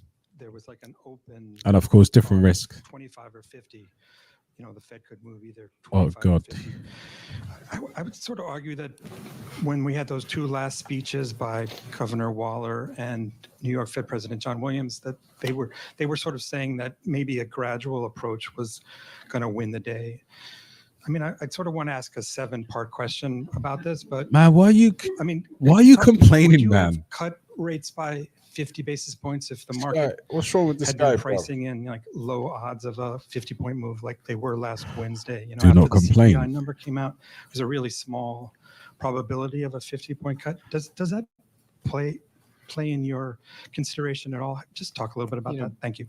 We're always going to try to do. Trump in Dubai, man. He's got a golf course here, I think. That's what we'll do, and that's what we did today. Yeah, he's already answered that question. Yeah, 100%, bro. Thank you, Chair Powell. Simon Rabinovich with The Economist. You've mentioned how closely you're watching the labor market, but you also noted that payroll numbers have been a little bit less reliable lately because of the big downward revisions. Does that put your focus overwhelmingly Possibilities, on man. rate? And given the SEP projection of 4.4 basically being Like my guy says, he's not looking good, bruv. But this is looking very bullish. Would trigger There come the dips. The dips have already started. So we will continue to look at that broad array of labor market data, including the payroll numbers. We're not discarding those. I mean, we'll certainly look at those, but we will mentally tend to adjust them based on the QCEW adjustment, which you referred to. There isn't a bright line. It will be. All right, we're pumping back up. The unemployment rate's very important, of course, but there isn't a single statistic or a single bright line over which that might move that would dictate one thing or another. We'll look at each meeting. We'll look at all the data on inflation, economic activity, and the labor market, and we'll make decisions about is our policy stance where it needs to be. Yeah, absolutely. Buy crypto and foster over the medium term our mandate goals. Yeah, so I can't say we have a bright line in mind. Matt Egan. Thanks, Chair Powell. Matt Egan from CNN. I know that you discussed earlier how the Fed does whatever the right thing is, Yeah, absolutely, bro. else factors in. But in general, can you talk about whether or not you believe a sitting U.S. president should have a say in Fed decisions on interest rates? Because that's something that former President Trump, who obviously appointed you, has previously suggested. And I know the Fed is designed to be independent, but why? Can you tell the public why you view that so? Oh, right. Sure. So countries that are democracies around the world, countries that are sort of like the United States, all have what are called independent central banks. And the reason is that people have found over time that insulating the central bank from direct control by political authorities avoids making monetary policy in a way that favors maybe people who are in office as opposed to people who are not in office. So that's the idea, is that, and I think the data are clear that countries that have independent central banks, they get lower inflation. And so we do our work to serve all Americans. We're not serving any politician, any political figure, any cause, any issue, nothing. It's just maximum employment and price stability on behalf of all Americans. And that's how the other central banks are set up too. It's a good institutional arrangement, which has been good for the public. And I hope and strongly believe that it will, continue. Fire the journalist. Kyle Campbell for American Banker. Thanks for taking the questions, Chair Powell. Cheeky man, couple journalist. regulatory developments in the past week that I want to ask you about. Isn't this guy from Vice Chair for Supervision, Beverly Hills Cop outlined 1? His views for the changes to the Basel III. I swear this is the cop from Beverly Hills. You are in alignment with him on what those changes should be. If those Guys, this report is from the 80s. I swear he's from Beverly Hills Cop 1, man. Come on, what was his name? Also Someone give fully me. on board with that approach. And then yesterday, other banking regulators. You know what? Hold the second question. Okay, sure. Let me Yeah, Axel. we'll give you the second question. So Go on, Sherman. The answer to Call your Axel question is Foley. that yes, those Is it changes Mickey? were negotiated between the agencies with my support and with my involvement. It looks with like the Mickey idea that we Pierce. were going to repropose Only fools and the horses. changes that Vice Chair Barr talked about, and then take comment on them. Jay Powell's about to buy some yes, G-Fat. that is, that's happening with my support. That Yeah, let's go ML, bro. Big Muzza in the building, We're man. gonna take comment and make appropriate changes. We don't have Good to see you, bro. a calendar date for that. And as for the other agencies, the idea is that we're all moving together. We're not moving separately. So that I don't know exactly where that is, but I think the idea it looks is that more we like will Mickey move Pierce as a from group, Only Fools and Horses. to put this again out for comment, and then it'll come. The comments will come. Oh, back nice work, 60 bro. days later, Smash and the we'll like, guys. Smash the dive like. into them, and we'll try to bring this to a conclusion sometime in the first half of next year. And then yesterday, there were Give us a break. merger reform finalizations from the other bank regulators. That's the one, David. You already know. On merger. I would bounce that question to Vice Chair Barr. It's a good question, but I don't have that today. Thanks. Let's have a look at the charts. Thank you, Chair Powell. Jennifer Schonberger with Yahoo Finance. You said earlier that the decision today reflects with appropriate recalibration strength in the labor market that can be maintained in the context of moderate growth. Even though the policy statement says you view the risks to inflation and job growth as roughly balanced. Given what you've said, though, today, I'm curious, are you more worried about the job market? All right, let's give these reporters a break. All right, let's give them a break, guys. Look, let's cut their noise. We know what's happening right now. The market is going through a bit of a at 60,000. I think as long as we hang around at these levels, we're good. I think in terms of our overall projection, guys, I'm gonna look at you in the eye and talk to you very seriously. Get your bags closed. Buy quality, make sure you don't dabble around in too many shit coins, and you're good. That's just the recipe from here. As long as we're not making too many stupid decisions with our capital, we're buying our strong positions, we are good. As far as the projection is concerned, this is a bull market confirmation. This is the biggest bull market, guys.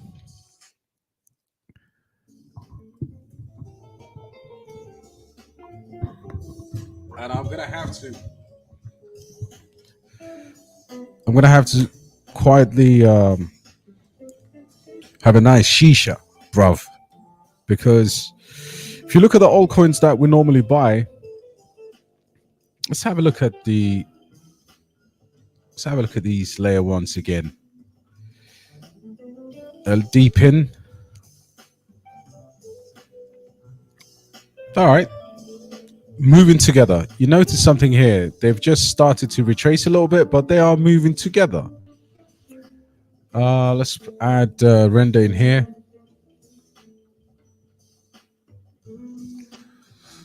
So what you want to do in times like this, you want to put these small caps with some of the large caps just to see what's happening overall. And then from my perspective, guys, I want to talk about SAY a little bit, because I think there's a dormant opportunity here, even though it got beaten up quite badly over the last few months. I think SAY is something that we can look at. Add this to your watch list. I'll probably do a deep dive into it, but add it to your That's it. It looks like Rudy. So these are the people that we said it looks like. So we said. So this is Rudy Voller, by the way, guys.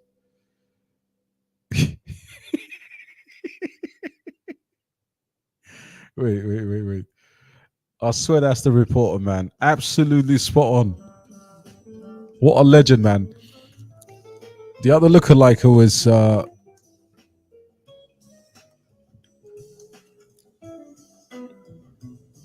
yeah, it's actually more like Mickey Pierce. This is Mickey Pierce, guys. Only Fools and Horses. Absolute legend. But let's go back to a few more here. So bro said Say or Sui. And look, Sui is the one. I think Say is more of a at this point, Say is more of a kind of course, a much lower cap layer one, which has pretty decent technology, bad tokenomics, and it's probably done what Sui's done last year in terms of the sell-off. But overall, I think there could be an opportunity here, guys. I'm just being open-minded. Sui is way more. I mean, look, Sui at the same time is that promise of the Solana killer, right? So essentially, that's what's going to drive Sui forward. But I've been looking at this, and I think Binance are already doing the V2 upgrades, or they've communicated that they will do the V2 upgrades. So yeah, it's just worth keeping this as something to actually add to your watch list, guys. Adam said, Say or Sui. I think Sui is going to be the Solana killer. Not Solana killer, but Sui is going to be the one of this cycle. And then this one is more of a secondary hedge. If you're looking for a big layer one, that will find plenty of liquidity at some point. Tia has an unlock. So I've never actually been into Celestia, but I believe there's a good trade in it. If you wanted to really flip Celestia in terms of a good trade, I think that is one of the best cryptos for flipping next month. So this is what the first modular blockchain network.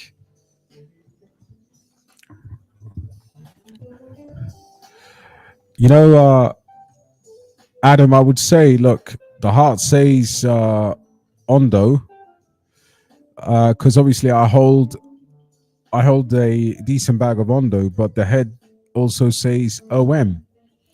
Ondo cannot be cannot be kept beyond December this year. So I do like OM. I was thinking about how basically, I mean, this layer one under $1 billion, what is it? Just under $900 million. Oh, sorry, $1 billion.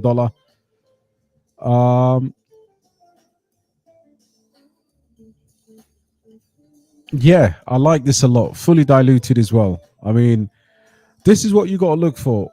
It's a shame that we need to get out of Ondo, because ideally, if they had a good tokenomic structure, you would hold it to the end of the cycle, because I think Ondo is still unbelievable. But this is what Mantra offers, a native layer one on RWA.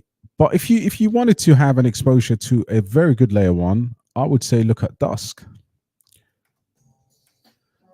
I think Dusk is another sub $100 million layer one, about to launch mainnet next week. And almost this has all the tokens are in circulation. Or almost all the tokens are in circulation, and it's been in the works for many, many years. And what you have here is a regulated decentralized finance with ZK knowledge on institutional grade, layer one for RWAs. So that's very, very bullish. I mean, off the bat, you can see a 10x just to get to where Mantra is right now. So yeah, just maybe research this one. This one is proper solid. by the time we buy.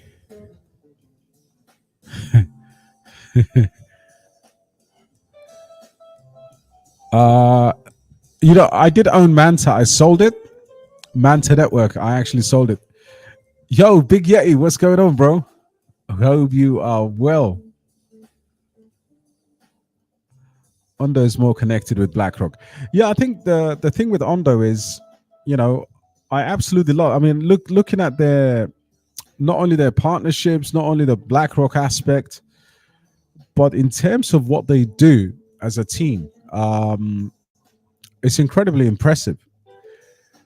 Sadly, the circulating supply is going to more than double, almost triple, in January next year.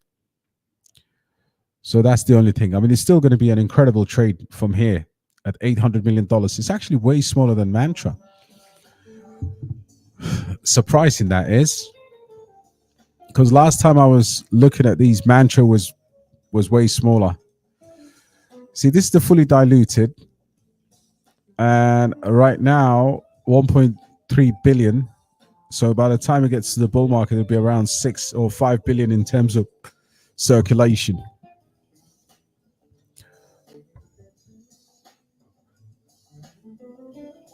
But this is, undoubtedly, this is the leader of the whole RWA space. Again, we talk about multi-cycle plays. This is a multi-cycle play, something that you can definitely make a decent amount of money with coming back in the next bear market.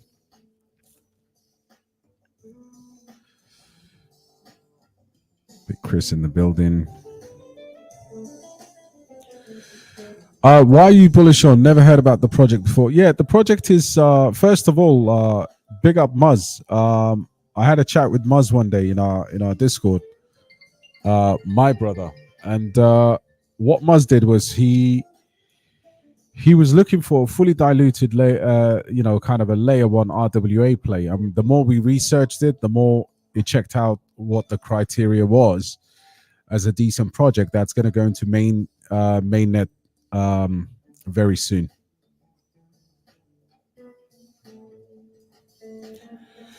Are they delayed until the 15th of October? Even better for us. Yeah, fantastic, bro.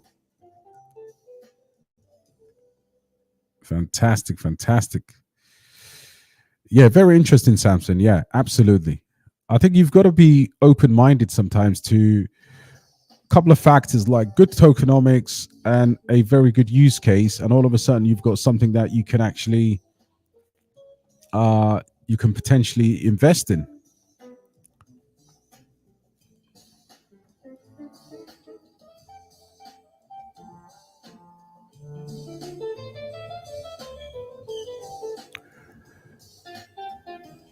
So overall, I think in terms of the team and what they're doing, and you can see here, guys, if you like a project, follow them on X, because you'll get more. Especially, if you can see here, there's tons of updates happening here for Dusk. Yeah, Solana had high inflation last cycle, but it's still pumped hard. I think this is the mistake that people make sometimes with the liquidity of certain projects like Solana, potentially Suit this time. You shall collaborate with Investing Bro. He is not bullish, says 24 hours. Oh, really? Oh, man. He's not bullish enough at all. Well, I mean, listen, you'd only be less bullish if you're not really zooming out. Or unless you are an eternal bear, which can happen. Let's have a look at the... why wouldn't you be bear? I mean, why would you be bearish? If you look at the total crypto market cap, you can see here the RSI has completely reset on the high time frame. Sometimes people misuse the charts, man.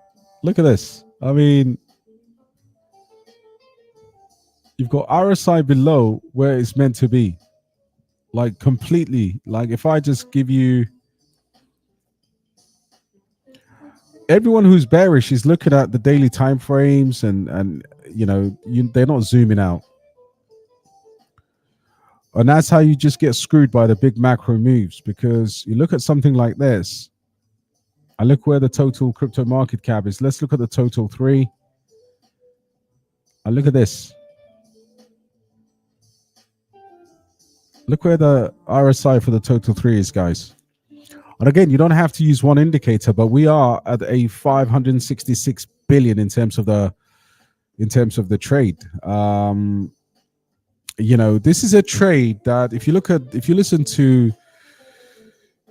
to macro guys like Jerome Powell, he calls it the $100 trillion trade, right?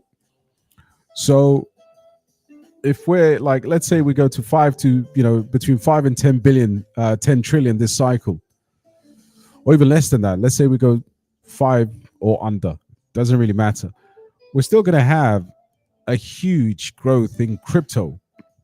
So for the non-believers, I would say, please zoom out. Like, don't do an RSI on the, on the daily and then draw a conclusion.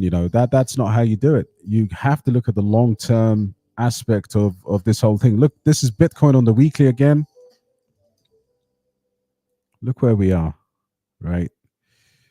This is pretty much guaranteed to catch people off guard. Happens in every cycle. And again, just being bearish again has a negative impact on how you mine USDT. If your mindset is, oh man, this bull market's not going to come, but I need to quit my work, and then you get fed the news that it's not going to happen, it just makes people sick.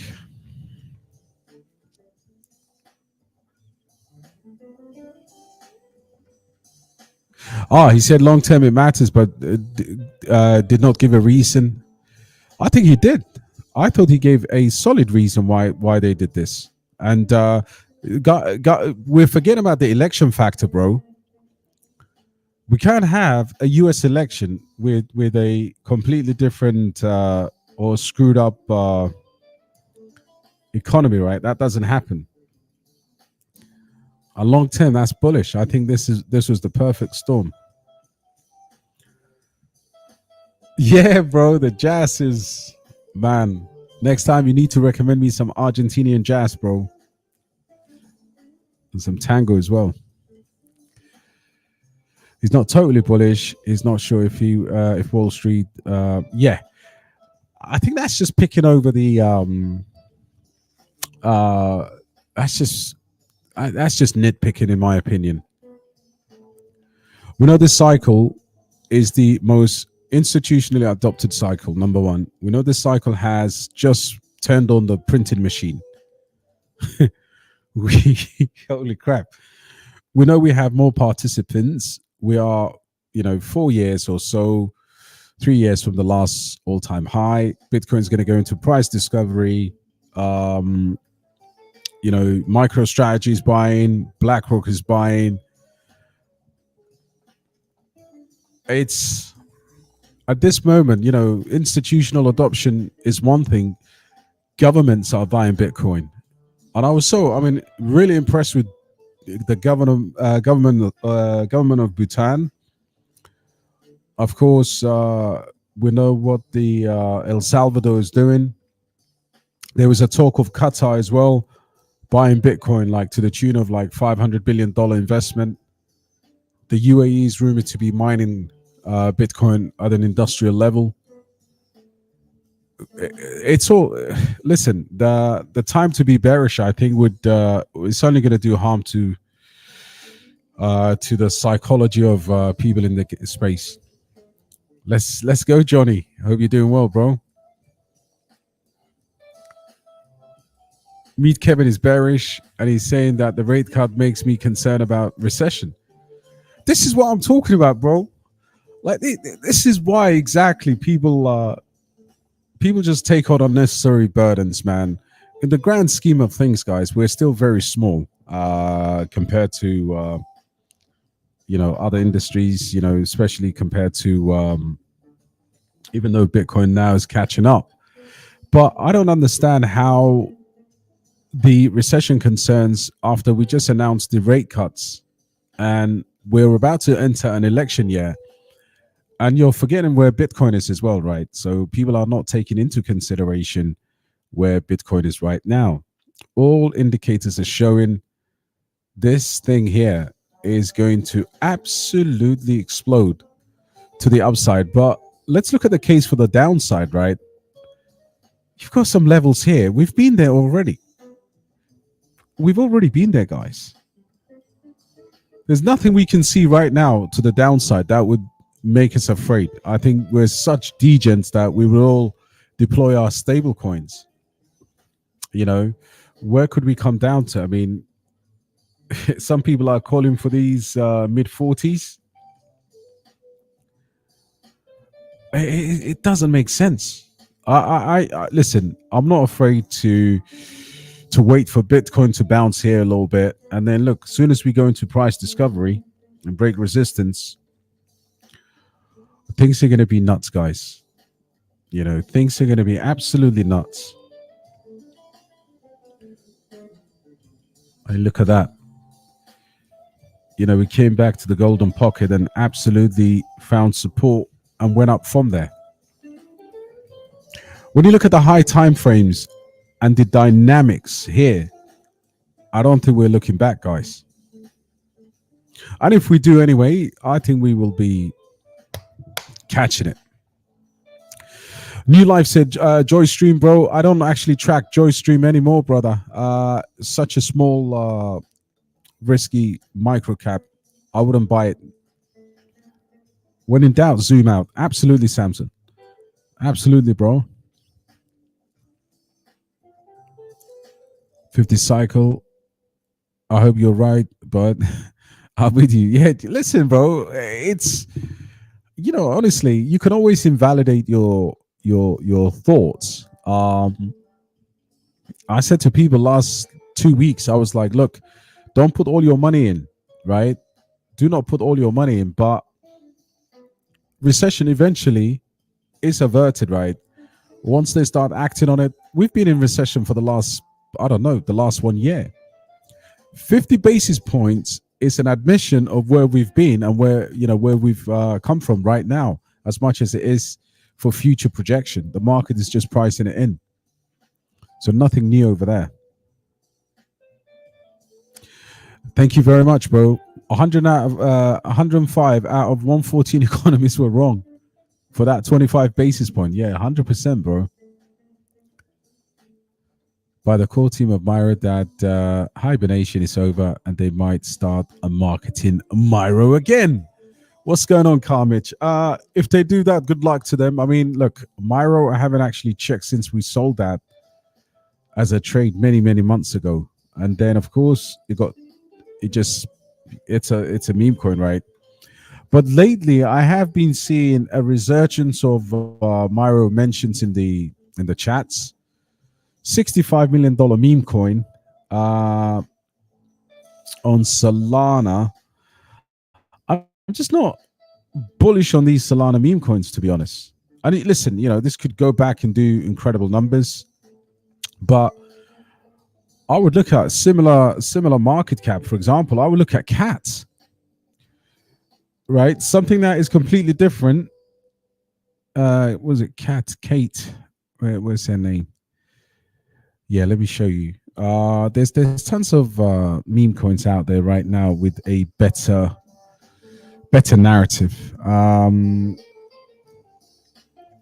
Cat or Neath. Yeah, I think this is her. Yeah, this is her. So this is the $32 million market cap. This is the cat that grew up with Doge. And, you know, she got pictures with him. Look how incredible these stories are, man. So Kate was the best friend of Doge. That's so cute, man. Sad at the same time, too, if you love animals. But Kate's on Ethereum. And basically, the story is starting to come out about obviously that whole narrative. Now, this is interesting, right? Whereas Myro is something that obviously can be marketed, can do well, but because people know him. But Kate and these meme tokens like this, I think, are just the worth a watch. I haven't actually bought it, but the chart looks super good.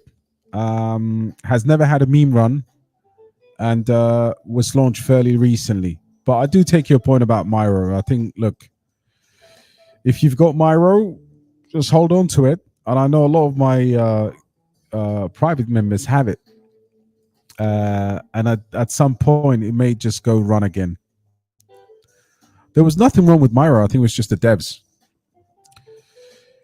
If it's a soft landing, why 50? A very good question. I think, listen, I think the election has a massive something to do with this, you know. You can't just land it softly. I mean, soft landing was probably what I was forecasting myself. The fact that the economy is not broken, as he admitted, you know, but we have been in a recession. That's facts. Created a portfolio for my brother, bought half already and should wait for lower prices to put in the other half. Yeah, very good, bro. Absolutely. Just the speed of that deployment and the value you're looking for, I think that's the only two things you have to reconcile. So I'll give you an idea.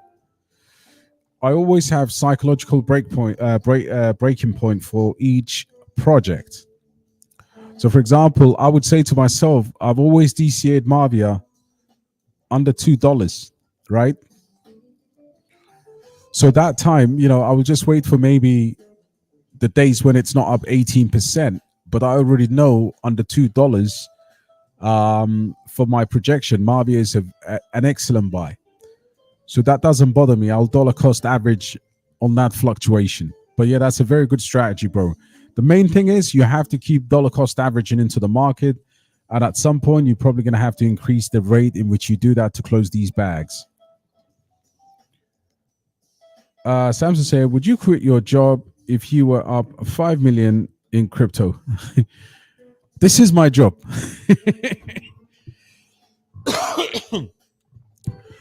So I think, listen, you know, if I stop crypto, I think I would probably go insane, bro. This is much more than just being an influencer for me. I mean, you know, I have to talk to the community. I'm a sociable guy, and yeah, I think just doing this job is priceless for me because I love what I do. I do crypto research. I do videos while I'm sitting in my studio. So the answer is probably no. And I have made money in crypto, so it's never dissuaded me to not do this or to stop doing this, despite how shitty crypto YouTube can be. And you know, it's just you have to know what drives you. But I would love to see some of you on the stream, maybe in the next bear market. You know, few good creators coming out of our group. I think that would be great. The space needs you. Some ethical people who are helpful, who don't just want to sell courses.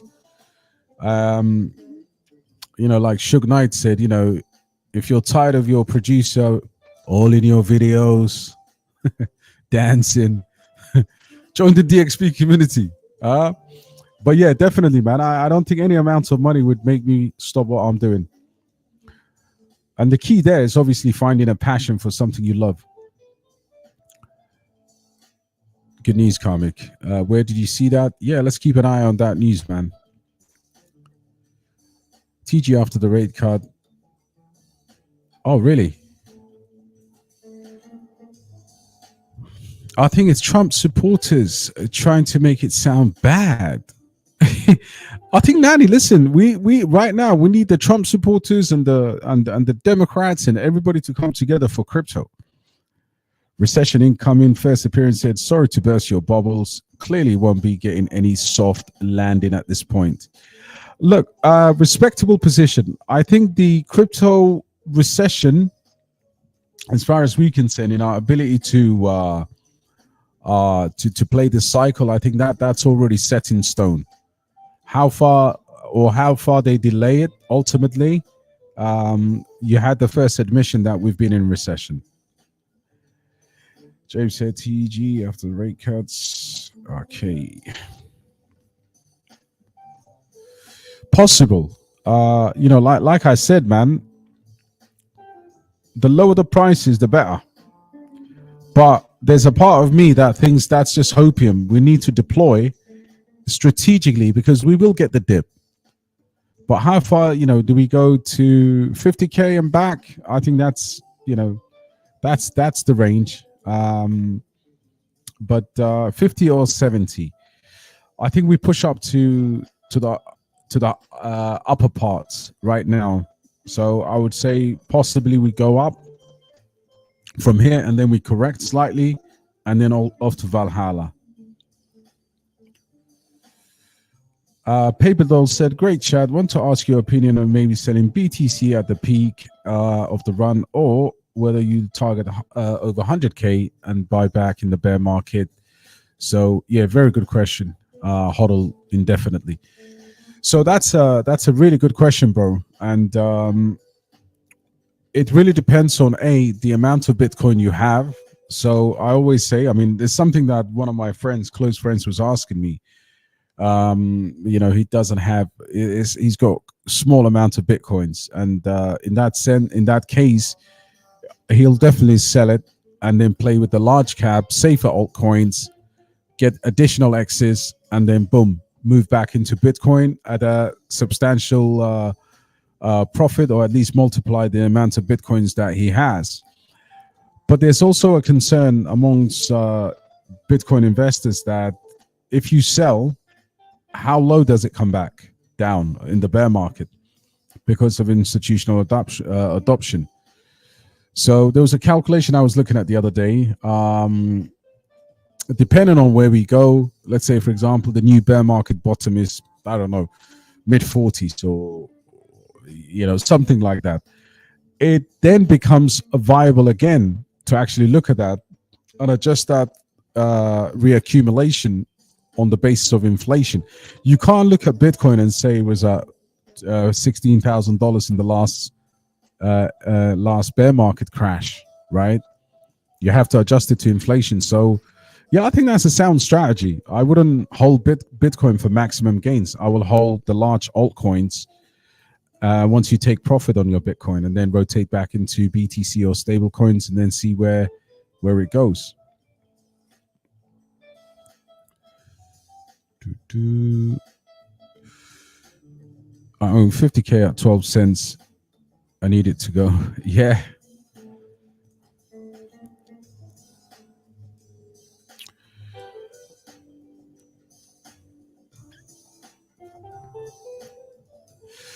Draggy, I'm not familiar with, and to be honest, I don't like getting to know new meme coins. But Turbo, I'm incredibly bullish on. I think Turbo is one of the better meme coins out there. And of course, we're fading Brett as well. I think if you're looking for something that is gonna run hard, Brett is also still under consideration, even though the market cap's big. You know what, Adam? I don't hold Kate yet, but I love the story, and I thought I'd share it with you guys. I was just doing my research today, and I came across a few times, but the story itself is just quite, it's quite cute, right? As a meme coin. And of course, it's on Ethereum. We know what happened to Nero. So I just put one and two together, and I thought this could be a good one. My biggest meme coin holding is Pepe by dollar value, okay? But in my portfolio here, Brett is been growing lately. And the reason why Brett is growing, I just think that Brett has a better exposure. I mean, for me, it would give me the best exposure to the base chain. Even though I hold multi-chain tokens like Marvia on the base chain, I think this is, I was looking for a safer meme coin. So, sometimes you feel that FOMO of memes and you keep looking for a meme coin. You know, I found Pepe. I sold out of Turbo in 2023 way too early. But I just wanted to stop that FOMO of going to pump.fun and all of these, you know, ton station and just hunting meme coins. It's shit. You know, I've lost more money doing that than I've ever made. So what I've done is I've made a significant allocation to this bad boy, and I'm hoping to ride that whole entire base ecosystem with it, if that makes sense. So you've got, yeah, so that's on this portfolio, that's my largest holding. In my private portfolio is it's Pepe, but I do track a lot of meme coins, some of them really good value. There's one I called the other day which did 2x in like literally a matter of 24 hours. I kid you not, it just went 2x. I posted it to the group, and I don't even think we had time to fully accumulate it, and it just did 2x.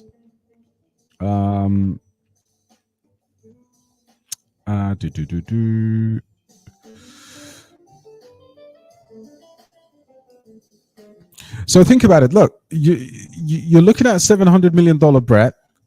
Pepe went to 7 billion. You know, without the explosive face of the bull market. So that's a sure bet 10x over there, right?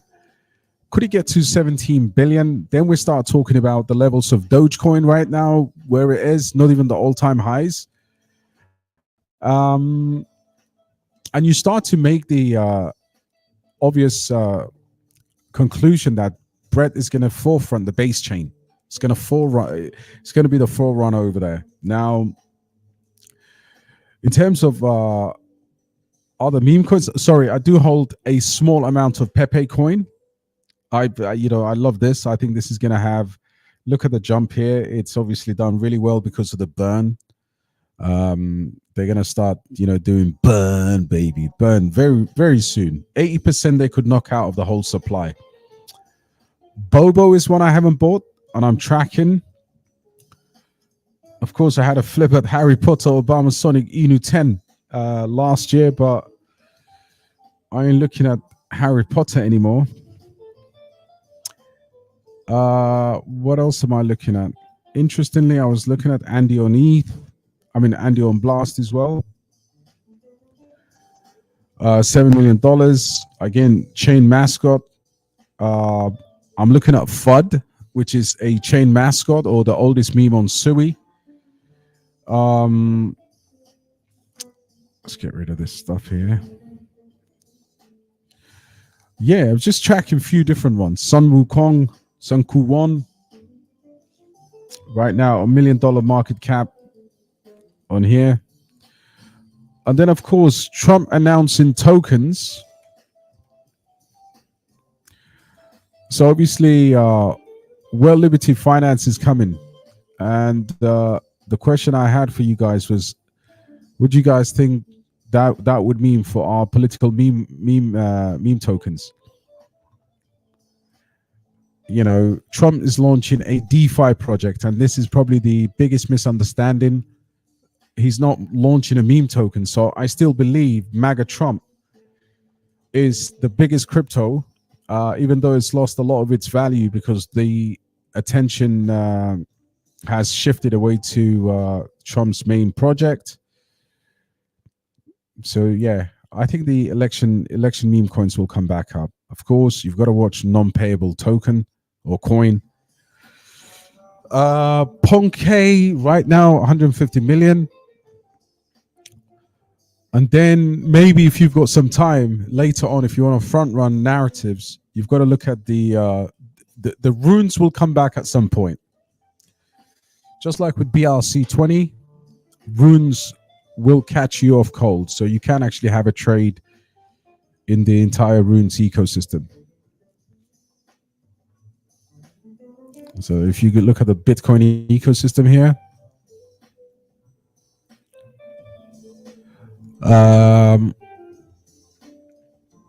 when they did that Genesis block on the runes, everybody was going nuts. The amount of FOMO was incredible. But there are certain projects over here which will do really well, especially on the rune side of things. Eventually, when they come back.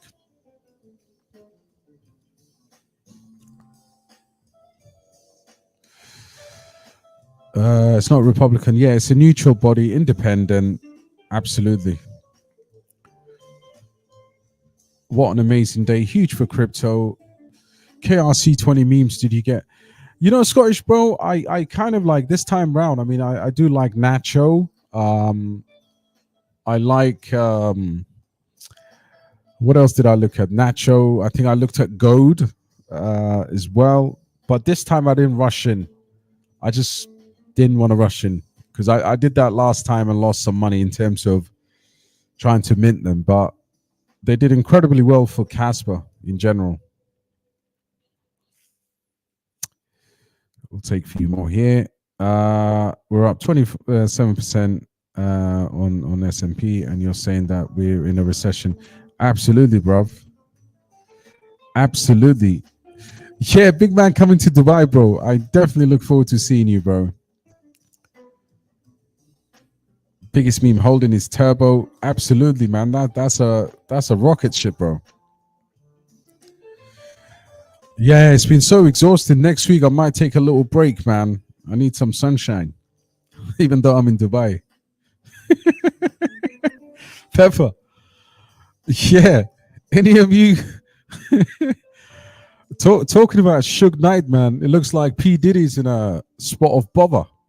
He's in a bad shape, bro. The feds are coming for P. Diddy.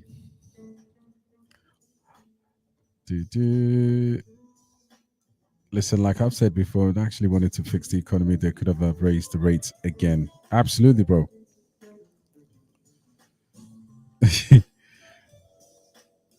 Is Aerodrome worth buying? How much return would you expect? OJ, Aerodrome's a good project. I think you've got to buy this in the dips. I'd imagine it's about $400 million in market cap.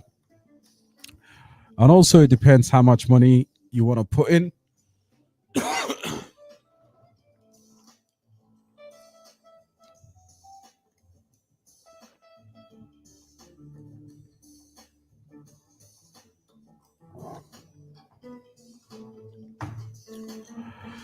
$0.72. I mean, this was much better to buy a couple of weeks ago. 42. Yeah, I think it's still a good investment. Of course, maybe 15x, 20x would be a good bull run for that. Yeah, wholesome bread, but not enough. Yeah, that's the story with those Samsung.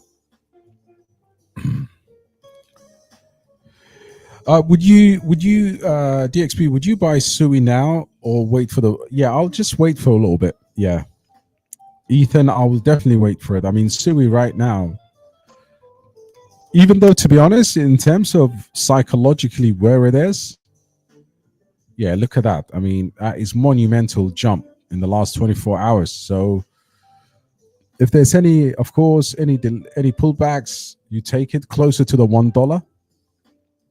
And we will get an opportunity, I think, for things to calm down a little bit. But yeah, definitely, bro. Sui, I think the interesting thing here is 10x over there would be $12 from where it is right now. And 20x would be about $22 or $24, sorry. So, and that takes it into the multiple billions in market cap. So yeah, eat any dips. Okay, I hold 25k Aero. That's absolutely brilliant, by the way. Analysts say 1978 coin.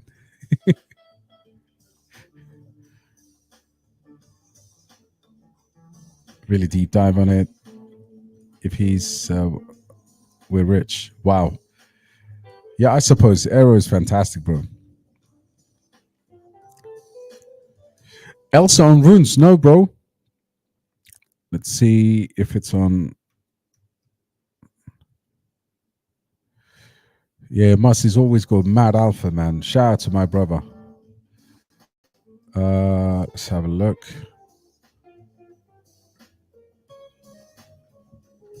Culture legacy.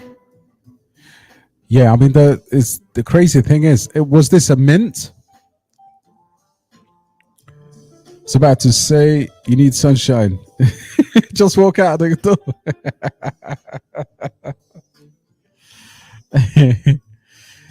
Andy and Base are gonna fly. We'll follow Brett. Absolutely. Are we watching Andy on Base? I think we are.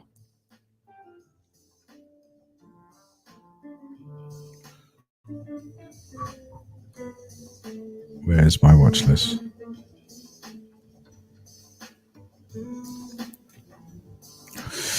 Don't forget, man, Wojak. Yeah, Andy on Base. $11 million in market cap.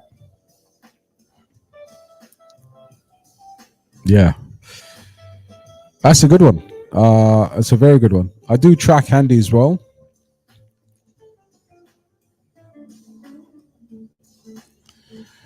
Welcome, bro. Welcome. Yeah, in fact, Andy is actually the coolest. This Andy on Base is ridiculously good. Andy's Base feels so good. Boys. So sometimes, look, these memes are these guys on their Nintendo, man. Back in the good old days before Pepe was all stuck up, man. You know, before Pepe moved to Beverly Hills, basically. That's what we're saying. Don't forget, yeah, Roxy, Pepe's girlfriend. Oh, okay. Let's have a look at Roxy.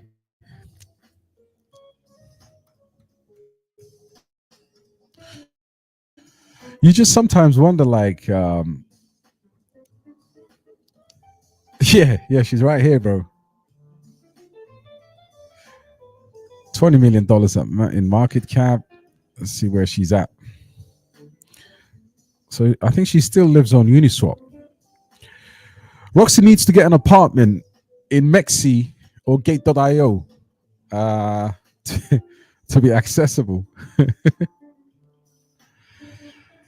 What do you think? Yeah, I do like. I mean, if you're asking me, I do love Aero. I think the question for me has always been not getting enough, and then ultimately selling the small bag.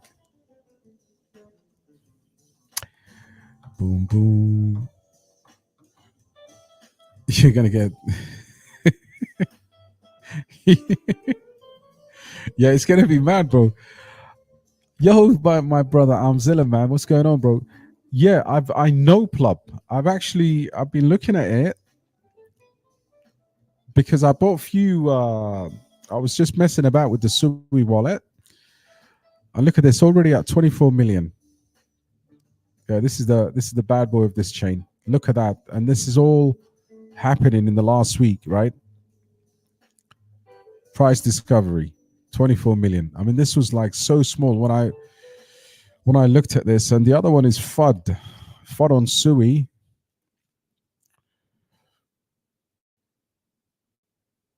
So right now, because yeah, Plub is just actually just run, man. There might still be an opportunity here.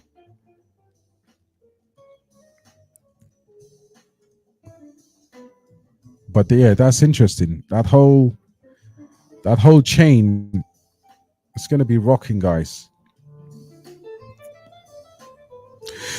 And I would say, there you go, Plub. Let's put it in the.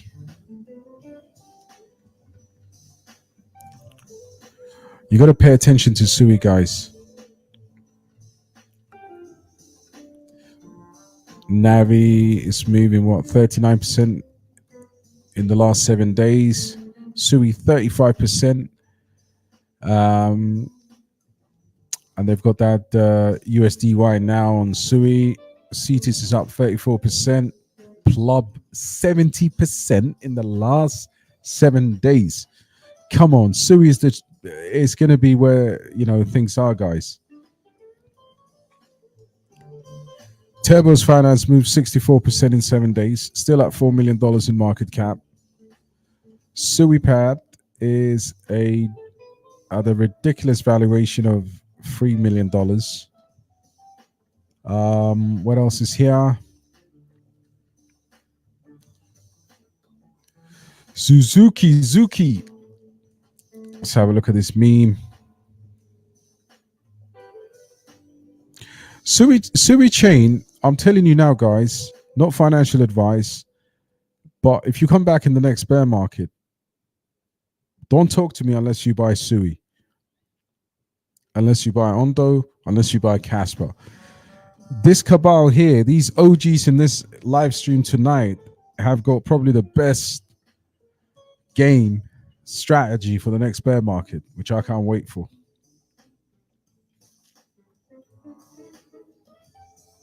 Welcome, bro. SSWP will do good on with Sui narrative. We'll do good with the Sui narrative. I think so, bro.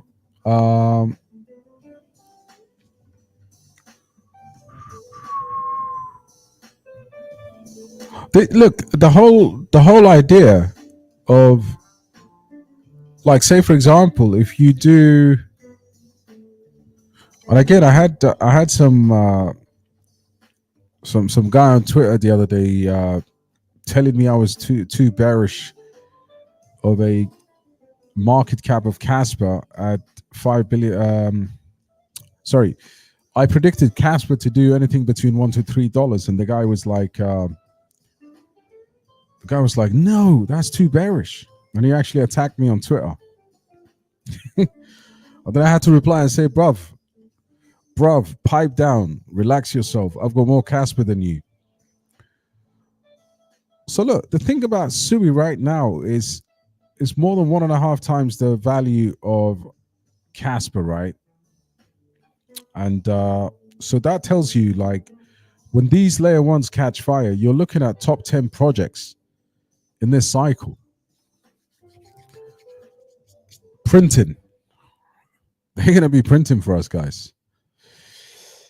Oh no, prepare for DXB 70 coin portfolio going back degen. KC, nah, I ain't got 70 tokens, bro. That's where we start.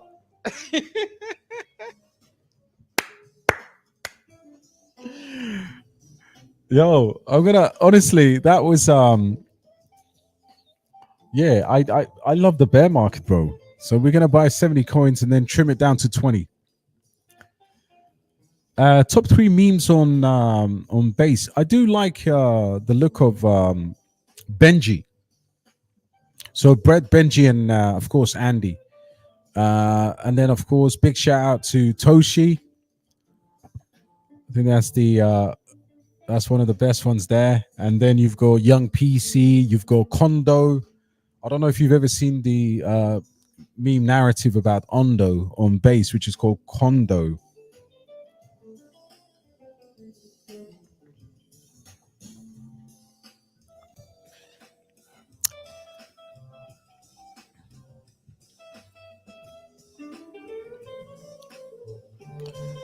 Yeah, do you hold tau? No, not anymore, bro. I had a very small amount at 500. Yeah, it's no point. Absolutely no point at all. Yeah, I like it. It's one of the recommended tokens from the Caveman. Shout out to my brother Caveman.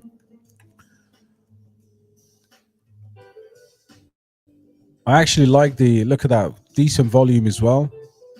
Yeah, good token, still relatively small market cap. Bro said, let's have a look. Yeah, bro said he loves Andy, Jaggy, Brett. Yeah, the whole boys club.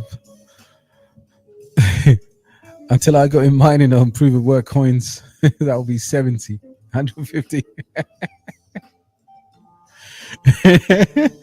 Lads, honestly, check out my portfolio, man. I ain't holding no 70 no more. And on that note, guys, gals, it's been a brilliant stream. Please do me a favor, smash a like on this video. And yeah, follow the channel. If you could follow, subscribe to the channel, that would be great. It's been a brilliant stream, guys. The last time we did something fun like this was on the halving night, where we did a whole 5 hour stream. But big up yourselves. May your green candles continue to make you happy. I wish you a lot of happiness. Don't all be like looking at the daily candles. Zoom out and start making plans of what you're going to do with your money in 2025, 2026. Are you going to come and see me in Dubai? Are we going to go to get a yacht? I don't know, but I'm going to do a massive gathering for the DXB family. So yeah, wicked guys. Yeah, good night. God bless you, man. Yeah, nah, thank you, bro. Yeah, got rid of that. What's with you on this KFC bullshit? KFC. Listen, I'd love to get some kernel tonight, but yeah, the wife won't have it. Yeah, you're welcome, brothers. Good night. God bless you all, and I'll see you on the next video. Cheers.